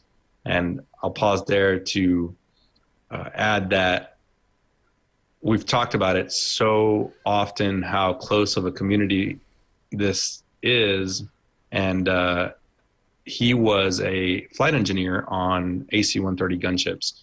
So many of my friends from Air Force Special Operations Command knew him. He was a very well-respected flight engineer on both the AC-130H gunship and the AC-130U gunship. So we'll continue on. Hudson graduated from the Naval Academy in 1999. He served 20 years in the Marine Corps, including time as a C-130 pilot, also retiring as a highly decorated lieutenant colonel. The Montana Air National Guard earlier on Thursday confirmed that Macbeth was part of the 120th Airlift Wing in Great Falls. Coulson said Macbeth was an experienced pilot who spent his entire flying career on C-130s. He was also with the Wyoming Air National Guard before flying with the Montana Guard. He is survived by his wife, Bodie, and his 3 children, Abigail, Calvin, and Ella, as well as his parents and siblings. Ian's love for his wife and children was evident for anyone who spent time around him. Ian was highly qualified and respected C-130 pilot with many years fighting fires, both in the military and with Coulson Aviation. Rick DeMorgan, the flight engineer, had more than 4,000 hours as a flight engineer on the C-130, including 2,000 in combat. He is survived by his 2 children, Lucas and Logan, his parents, and his sister. Rick's passion was always flying, and his children, according to Coulson. Paul Hudson is survived by his wife, Noreen. Coulson pledged support to the fallen aviators' families. They said in a statement, "At Coulson Aviation, we have the incredible job of fighting fires around the world, and we take pride in this responsibility. Right now, our hearts are with the crew's families and friends in our Coulson family suffering in the loss of these 3 remarkable and well-respected crew members. The aviation industry and emergency service sector is a small community both in Australia and around the world, and this will be deeply felt by all." Australia's rural fire service said Thursday the C-130 had crashed near Cooma, south of the Australian capital of Canberra. According to a report, all 3 crew members were U.S. residents. "We simply lost contact with the aircraft, and the flight tracker we used stopped. There was no indication at this stage of what caused the incident." Fitzsimmons said, or a spokesman said, there was a large fireball at the crash site. Specialist investigators were sent to the crash site, and a team was working to recover the victims. He described the difficult process of securing evidence of the crash and the victims' remains, since the wildfire is still burning and potential hazards such as aviation fuel are present. Upward of 500 firefighting aircraft from several countries are fighting Australia's wildfires. This spokesman said, so if there are lessons to be learned from this particular accident, it is very important that not only Australia learn these, but the world learns them. The loss of 3 Americans brings the death toll from the blazes in Australia to at least 31 since September. The fires have also destroyed more than 2,600 homes and razed more than 10.4 million hectares, or 25 million acres, an area bigger than the U.S. state of Indiana. Coulson grounded other firefighting equipment, aircraft as a precaution, as well as a sign of respect. So there we go. As is usual in aviation, these incidents often hit pretty close to home. And that all being said, I was having a chat with Ray Davis about how this is the life of service, and all 3 of these gentlemen were perfect examples. Yeah, they knew the risks involved, and of course the one thing that this does highlight. I mean, I guess we can all be a little bit sort of blasé about the effects and flight, the smoke, and the effects it can have on flight. But of course, this is a sort of an example, really, of how dangerous missions like this can actually be. I mean, it is tragic, really, isn't it? But at the end of the day, they they were doing what they were trained to do, I guess. And probably a job they loved as well. Yeah, absolutely. And absolutely. I have no doubt that those guys wouldn't wanted to have been anywhere else.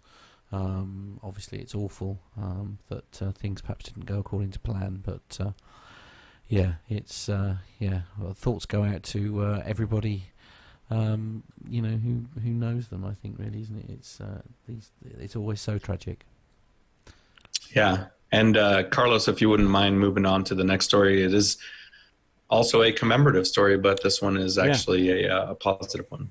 Yeah, this one is the Commemorative Air Force. This is on the warbirdsnews.com.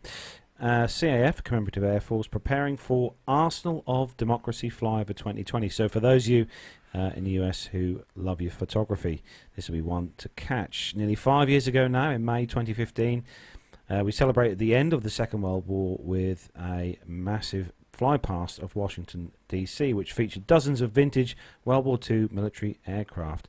Dubbed the Arsenal of Democracy Flyover, the operation was a huge success, so much that the plans are now well underway for a similar effort for the 75th anniversary in the coming year. The Commemorative Air Force will be a major part of this and made the following press release this week describing which of their fleet's aircraft are currently scheduled to participate. Of course, be covering the extraordinary event on the page on the Warbirds news page again this time. So the Arsenal of Democracy Flyover, to commemorate the 75th anniversary of the end of World War II in Europe, will take place on May the 8th, 2020. The Arsenal of Democracy programme is a massive undertaking led by several organisations, including the Commemorative Air Force, the CAF.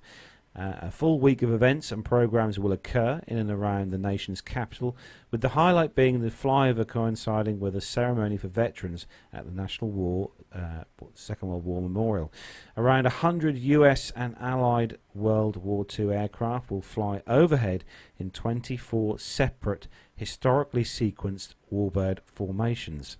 The formations will represent the war's major battles, from the Battle of Britain through the final air assault on Japan, and conclude with a missing man formation. Numerous organisations and individuals will participate in the various activities. So I've given a list here on the website. Matt will obviously put the show notes in so you can look on this yourself, but there is a huge list. We've got the likes of the B-25 from the Devil Dog Squadron. We've also got an SBD Dauntless from Dixie Wing, the FM2 Wildcat. There's a B-24 Diamond Lil from Dallas, the P-51 Tuskegee Airmen, the Red Tail Squadron aircraft. They'll be flying a B-17 Texas Raiders from the Gulf Coast Wing. There's also, let me scroll down here. There's B-29 Fifi, the B-29 Fifi will be flying in there, plus a load of other aircraft. There are so many aircraft there flying in that formation. And it's safe to say, Armando, I think for anyone who likes their, especially warbird photography, this will be an event to go to for sure. I think Jonathan Warner should book flights for this event. I think you should. Not only are you watching these amazing aircraft, but you're sitting on the National Mall in Washington, D.C., so you're surrounded by the Capitol, the White House, all of the museums, all of the government buildings, the Washington Monument, the Jefferson Monument, and you're sitting there taking it all in on a beautiful spring day, and there's formations of World War II aircraft passing over you. So get on it, John. Don't worry about the wife, no book pressure. the flights. Wow. Okay. Yeah. You're clearly fearless. Anyway, moving on to the next story, and this is on the aviationist.com. And the headline is U.S. Navy now jamming GPS over 6 states and 125,000 square miles. That's nice of them. Absolutely. So the FAA issues advisory for pilots, large military GPS jamming exercise in the southeast. So the U.S. Federal Aviation Administration, the FAA, has issued a flight advisory for January the 16th to the 24th, warning civilian and commercial pilots that GPS Should have finished your testing- day then. Yes, indeed. Yes, so GPS testing is scheduled as follows and may result in unreliable or unavailable GPS signal. The notice is issued under the authority of the U.S. Navy Carrier Strike Group 4. The GPS jamming by U.S. Navy Carrier Strike Group 4 from Naval Station Norfolk, Virginia, is in support of a large training exercise currently taking place off the U.S. East Coast. The good news for most people in the American Southeast is that the vast GPS jamming exercise is unlikely to disrupt civilian and commercial ground-based GPS such as automobile navigation and fitness users. It is probable that some commercial and civilian air and sea traffic GPS systems will be heavily impacted by the ongoing Carrier Strike Group 4 GPS denial exercise. Warren Morningstar, the Aircraft Owners and Pilots Association, live executive producer, said in an internet broadcast on January the 14th, 2020, that, well, here we go again. The United States military could be upsetting your navigation with GPS jamming. Morningstar went on to say, if you find that jamming is causing a safety of flight issue, you can tell air traffic control, stop buzzer, ATC will tell the military to knock it off. That's essentially the gist of that. So, I mean, forgive my naivety here, Armando. I mean, what is behind said exercise? I mean, what are they hoping to achieve by this exercise? Well, GPS now in military operations as well as commercial aviations is so prevalent that one has to practice in a GPS denied environment. So like anything else, GPS is a machine, it's a system of machines, of satellites, and we need to be able to both practice and prove our systems in an environment where that GPS is not available. So you may be talking about going back to some older techniques. Oh, I see. Right. Yeah. Okay. Yeah. So older navigation techniques. Most of our weapons now are GPS, or many of our weapons are GPS guided. So how do you employ those weapons without GPS guidance? And I don't think it's quite as simple as just, well, why don't you just turn the GPS receiver off? Because there will most likely be different levels of interference where we need to figure out how different levels of integrity in GPS affect some of our weapon systems as well as our own techniques. In addition to what's going on just off the coast there in Jacksonville, Florida, I believe there's more interference testing scheduled for Fort Hood, Texas, Yuma, Arizona, Cannon Air Force Base, New Mexico, and Fort Bragg, North Carolina. So anybody that's out there flying that listens to the show, if you're in commercial aviation, they should be briefing you on this. If you're in general aviation, make sure you're checking the NOTAMs, make sure you're checking your flight planning resources, flight service, whatever it is, to see how that is going to affect your flight, and be sure you have a secondary plan. I know they put in there the cease buzzer. I'm not sure how it would go over if somebody in a Piper Comanche were flying off the coast of Florida because they didn't read their NOTAMs or something like that, and say cease buzzer and stop a military exercise. So yeah, that's unlikely to happen, I guess. Absolutely.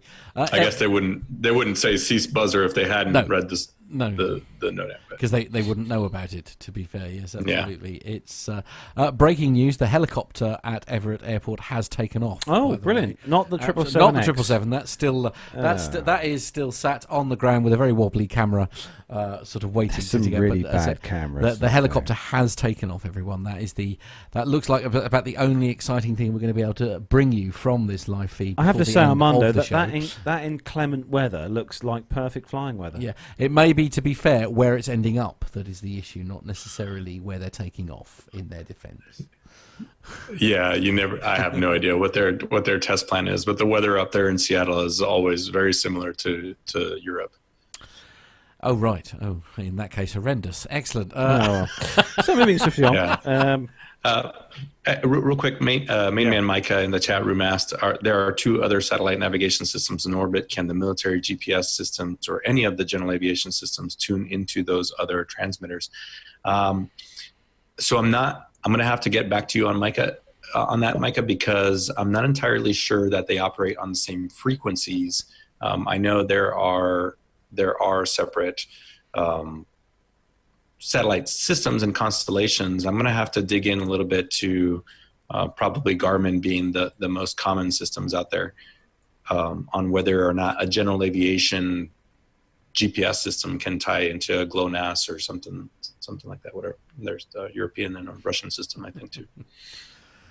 So Richard Adams said it. I think because we were commenting, actually, because we were watching the feed here. I could say we were watching the feed here in the studio while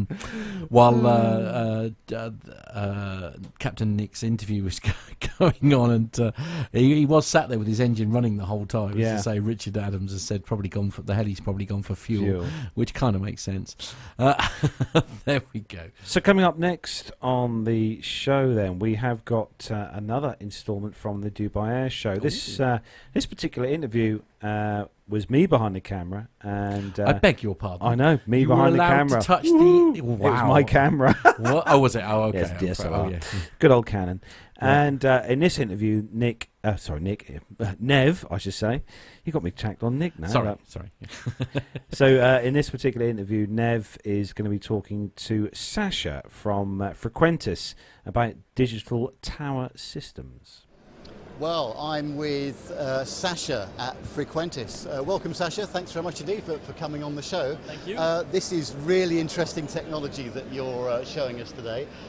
So this is all about a digital tower environment, isn't it, really? So what would you say are the key benefits to a remote digital tower compared to a regular building, for example? Yeah, so on first hand, we are reproducing the out-of-the-window view for the controller, because that's what he's used to, that's what we want to represent at the first time. But then we add on all the information we have. There are thousands of information bits available on an airport, and we are getting them into the picture, exactly that information what we need. It can be an aircraft call sign, it can be flight information, can be detected objects, cars, animals, and so on. So getting all that together and increasing the situation, the awareness of the controller, that's one of the main benefits here. Now, what's interesting for me is how easy is it for a regular tower ATCO to familiarise themselves with this sort of environment? That's a difficult question, because there is not, let's say, one-fit-all solution for digital towers. So it's a process between the service provider and us as Frequentis to find a solution which is suitable to fulfill their needs at the airport. And then I think the transfer is not so difficult. It's more the technology which is used. So it's similar to getting a new, let's say, voice communication system. You need to know as an air traffic controller how to handle it. But what is our main aim? We do not want to change the flight procedures. we adapt our system to the existing procedures at the airport. So how much additional training do you think is needed for these personnel? That's as well similar to the first answer. It's very dependent on how many systems you change. For example, our pan, tilt and zoom cameras, which replace the conventional binoculars, you need to know how to handle them. You need to know how to steer them, how to track a target, how to, let's say, stick them to a secondary radar information, for example. But at all, it's a training which is required to know the technical habits, but it's not rocket science, to be honest. We have our German ANSP, actually, where we are working closely together with the DFS. They are using our system, and we can consult others with their knowledge and their experience they made with training controllers. Yeah. Now, of course, we always hear about ATCO high workload. Yes. You know, this is a big thing. Would you say that this system can reduce that workload potentially? Potentially, yes, if you use the tools right. So let's say, of course, all this information out of a sudden available on the screen can be overwhelming, so you need to have them, let's say, digested in the right way, at the right position. But yes, it does. For example, you get the wind information there where you need it. When you give a takeoff clearance to an aircraft or a landing clearance, and you do not have to look at your working position, to your wind speed indicator, to isolated systems, so everything is integrated here. And that together can reduce the workload of the control. And do you think that the resolution and frame rate is good enough now with the technology that you have to replace the traditional tower environment? Yes. So as you know, I was working as an air traffic controller for many years on an ATC tower. Even for us wearing glasses, the human eye is pretty good, and our engineers spent a lot of effort selecting the right cameras with the best resolution to get the best picture. It's a combination of cameras, of monitors. The frame rate is an average of 25 to 30 frames per second. Good enough, yeah. Exactly, and that's what we are used to. We don't want to have a jittering picture. We are used that everything is fluent, and that's exactly what we are going to represent, or what we are doing actually, with the remote tower, with the digital. So we always hear about system redundancy and backup. What sort of redundancies does your system have in the event of a partial system failure? Yeah, so partial system failure, the system is redundant in itself. There is no single point of failure in the system. Everything is connected, redundant, from camera to servers to the working position. If a camera fails, for example, we only use a little part of the complete panorama of the screen, so air traffic management is still able to handle the traffic. We have pan tilt zoom cameras which can take over this part for the duration we need, the mechanics need, the engineers need to replace a camera. From the network perspective, in Germany, for example, we have a dual network, even geographically separated in the country. So if something happens, if someone is coming with the digger, drilling a hole, something, we have a redundant line which is dedicated for the services. And if really something major happens, whatever, the mast collapses, then the already applied safety measures kick in. Whatever you would do today as well on a conventional tower, for example, this catches fire. So clear the airspace, get adjacent units, etc. Yeah, very interesting. So you've got, the other thing I was going to ask you is, the current hot topic again is cyber attacks and, you know, external interference. Obviously, I'm sure you've thought about all of that, and you probably can't go into too much detail about it either. But I was assuming that you've got contingencies available for that kind of situation as well. Of course, it's similar to what I mentioned already with the networks. So we have a built-in monitoring tool, which is the main intention is to check the latency, for example. We are aiming on a latency of about half a second, so the controller gets an information when this latency is exceeded. So there are other monitoring tools which are as well making sure that the signal is exactly that signal what is captured at the airport, sent via the network to the center. So there are certain measurements in place. Yes, cyber attack is a very difficult topic here, and we have that with many sensors in the ATC world. We are working with many radar antennas which are connected to centers. Similar is happening with cameras. So there are some tools in place to make that available, but there is no 100% solution yet. Now, you've got fixed and mobile versions of these systems. How do they differ? Actually, our system itself, so the Frequentis Digital Tower, is not a solution which comes out of the box and is always the same, let's say, in size and design. So the basic components are the same, and the brain of the system is definitely the same. It might differ from the variety of cameras and the size of the working position. So we have customers on a fixed basis with huge video walls. We have customers in Germany, for example, with 5 screens, and the mobile version will have only 2 screens, like you see here, depending very much on the size. Our customers have container solutions. Sort of configurable on a project by project basis. But that's one of the main changes, that you might have a smaller working position, and you might, for example, have different camera solutions where you say, I do not need necessarily 360 degree, I'm focusing on a certain area, I'm adapting the system to my needs in the field. That's exactly where we're going to, because I'm pretty sure that the demand for, let's say, an international airport is different from a mobile ATC unit from the Air Force. Yes. Yeah, absolutely right. So what are the differences between the civil and military use for Digital Tower?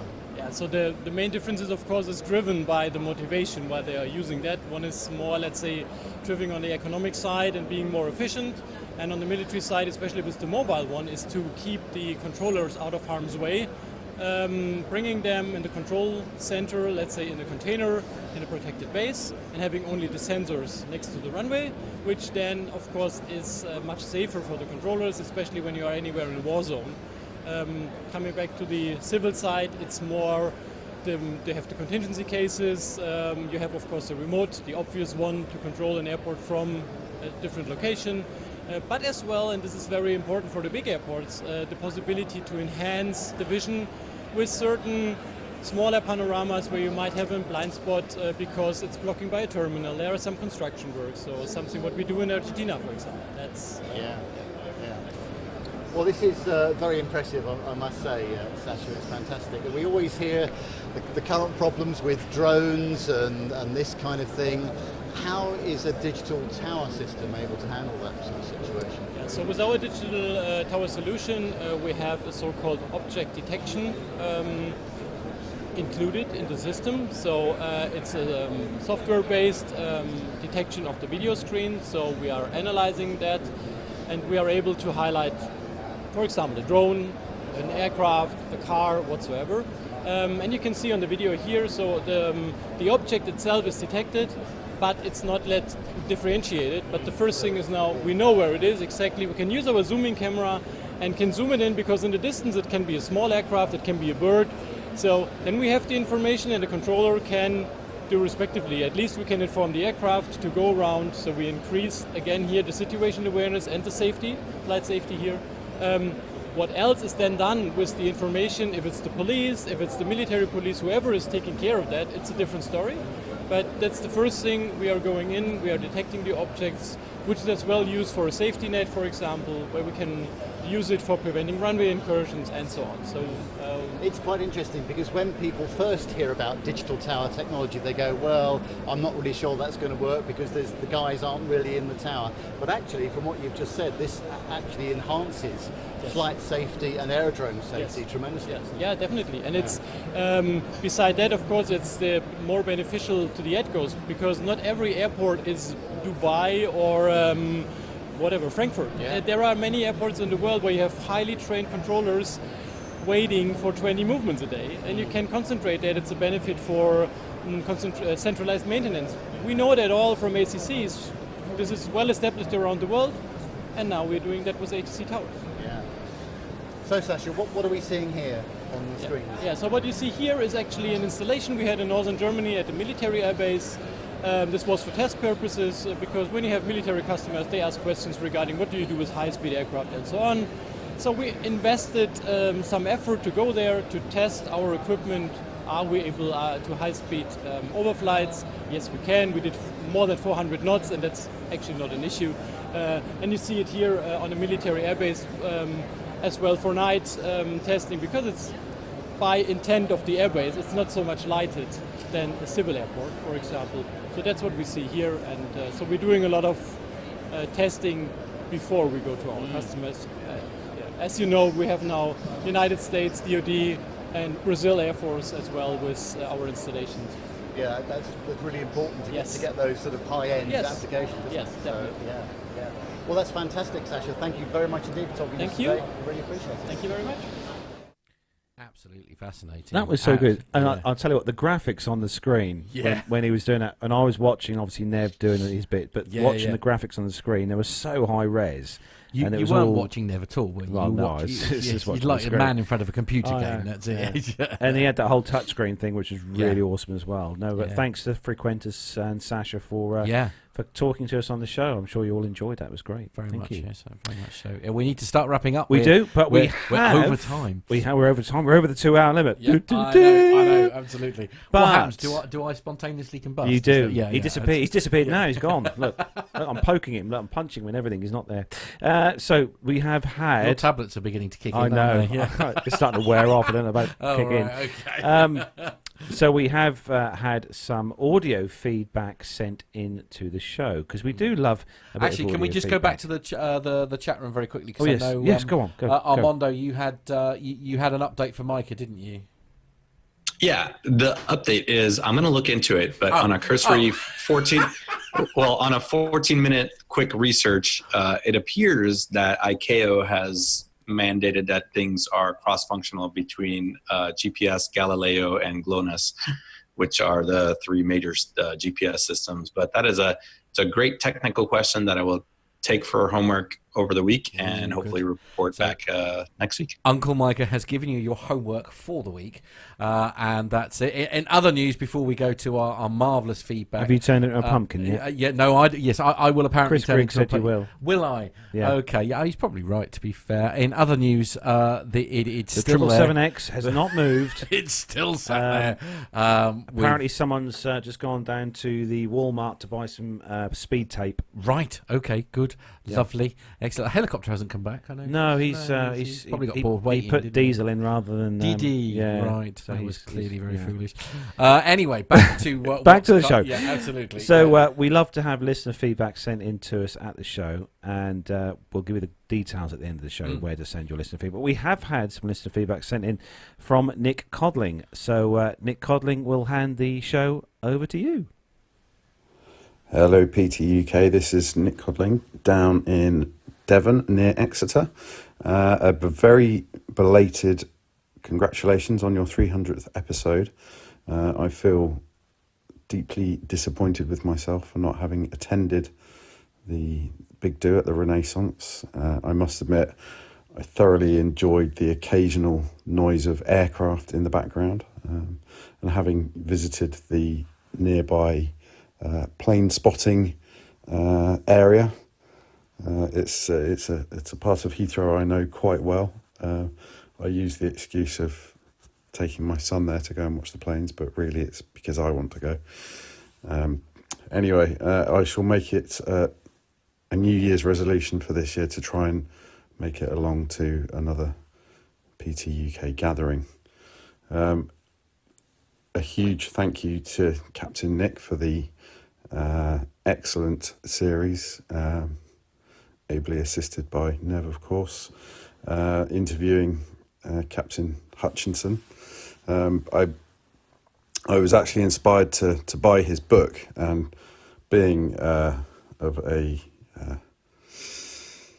fiscally challenged, shall we say, individual, I decided that Amazon offered me the opportunity to buy a new copy or a used copy, so I thought I shall buy a used copy, and very glad I am too. Having received it in the mail, it was in good condition. I opened it up and out fell a beautiful British Airways bookmark with the Concorde on it. And to my absolute delight, when I opened the front cover, I discovered that Captain Hutchinson had actually signed my copy.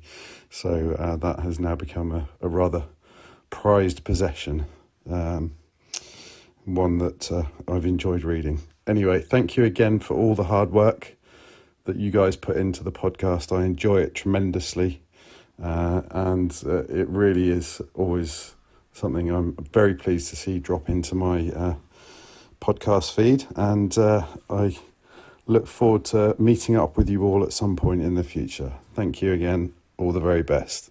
Oh, thanks, thanks, Nick. Nick. Amazing. How cool is that to have to not only to sort of think, oh, I'll risk it and I'll get one from Amazon, like Yeah. you know, the used thing, to find it signed by John and then a BA bookmark fall out of it. That's a strike of gold. That is. I'm going to go and order a book off Amazon. Yeah, no, you aren't that lucky. Of Mate. Aviation. No. You aren't that lucky. That's it. There's no two ways. No, about thanks that. for that, Nick. That's very Yeah. nice of you to send that in. And thanks Yeah, for your, absolutely. for your kind words. Actually, on the mention of meetups, we're actually breaking news, Armando. We're going to be having a production meeting in the next week or so. So let us know your schedule. Well, when Nev gets back, basically, is when we're going to have it. But one of the things we do want to set up is a summer fly-in at Duxford again, which was very, very successful. So we'll hopefully have the date sorted out for you in the next few weeks. You certainly will. Because if we tell people in sort of early February, then everybody stands a good chance of being able to get there, don't they? So because our meet up at Duxford was good, wasn't it? Oh, it was amazing. Yeah. So we're probably we're going to try and do a meet up at Duxford again, I think, Nick. So we'll let you know. We'll let you know as soon as we've made it. Anyway, we need to wrap up. We do need to wrap up. And poor Armando needs to go and get changed because he literally landed and then sort of like plugged in to join into the show. The guy's not had a chance for a coffee or anything yet. He finished? Yeah, I'm sorry. And he's the one who says to me, so don't forget, guys and girls, if you want to contact the show, send us in your voice feedback. You can send them into our WhatsApp number. Weird arm in my Anyway. So, Matt, what is the WhatsApp number? Yeah, so if you want to send your messages into us via WhatsApp, you can do audio and video as well via WhatsApp. Mr. Warner sends all sorts of horrendous things to me via that, so enjoy those now that Carlos is in charge of that. The number is +44 757 22 491 66. That's +44 757 22 491 66. Email podcast@planetalkinguk.com. That is podcast@planetalkinguk.com. Website is www.planetalkinguk.com. And if you want to find us on social media, that's Twitter, Instagram, Facebook, all of those. Search for the handle Plane Talking UK, all as one word. And Matt has given me full access to the PTUK WhatsApp account now. My apologies, everyone. Good luck. Anyway, so, just a quick wrap up before we go. Matt, any plans this week? What are you doing? Work. Sounds good. Armando, what are you doing? Well, I'd like to thank Matt for being the pilot advocate. It is a very rough life. Thank you for standing up for me. Quite. Exactly. Much like Matt, I've got a couple days off after here and then back to work up in the East Coast. Thanks you for joining us as always, Armando. Absolutely. And thanks to everyone who has joined us in the YouTube room this evening. Thanks to everyone who's taken time out of your Fridays, and a big thanks as well to everyone who downloads the show each week as an audio show. Hopefully Nev will be back with us next week, fingers crossed, and we'll see everybody very soon. Have a good Take weekend, care, everyone. See you later. Bye. Bye.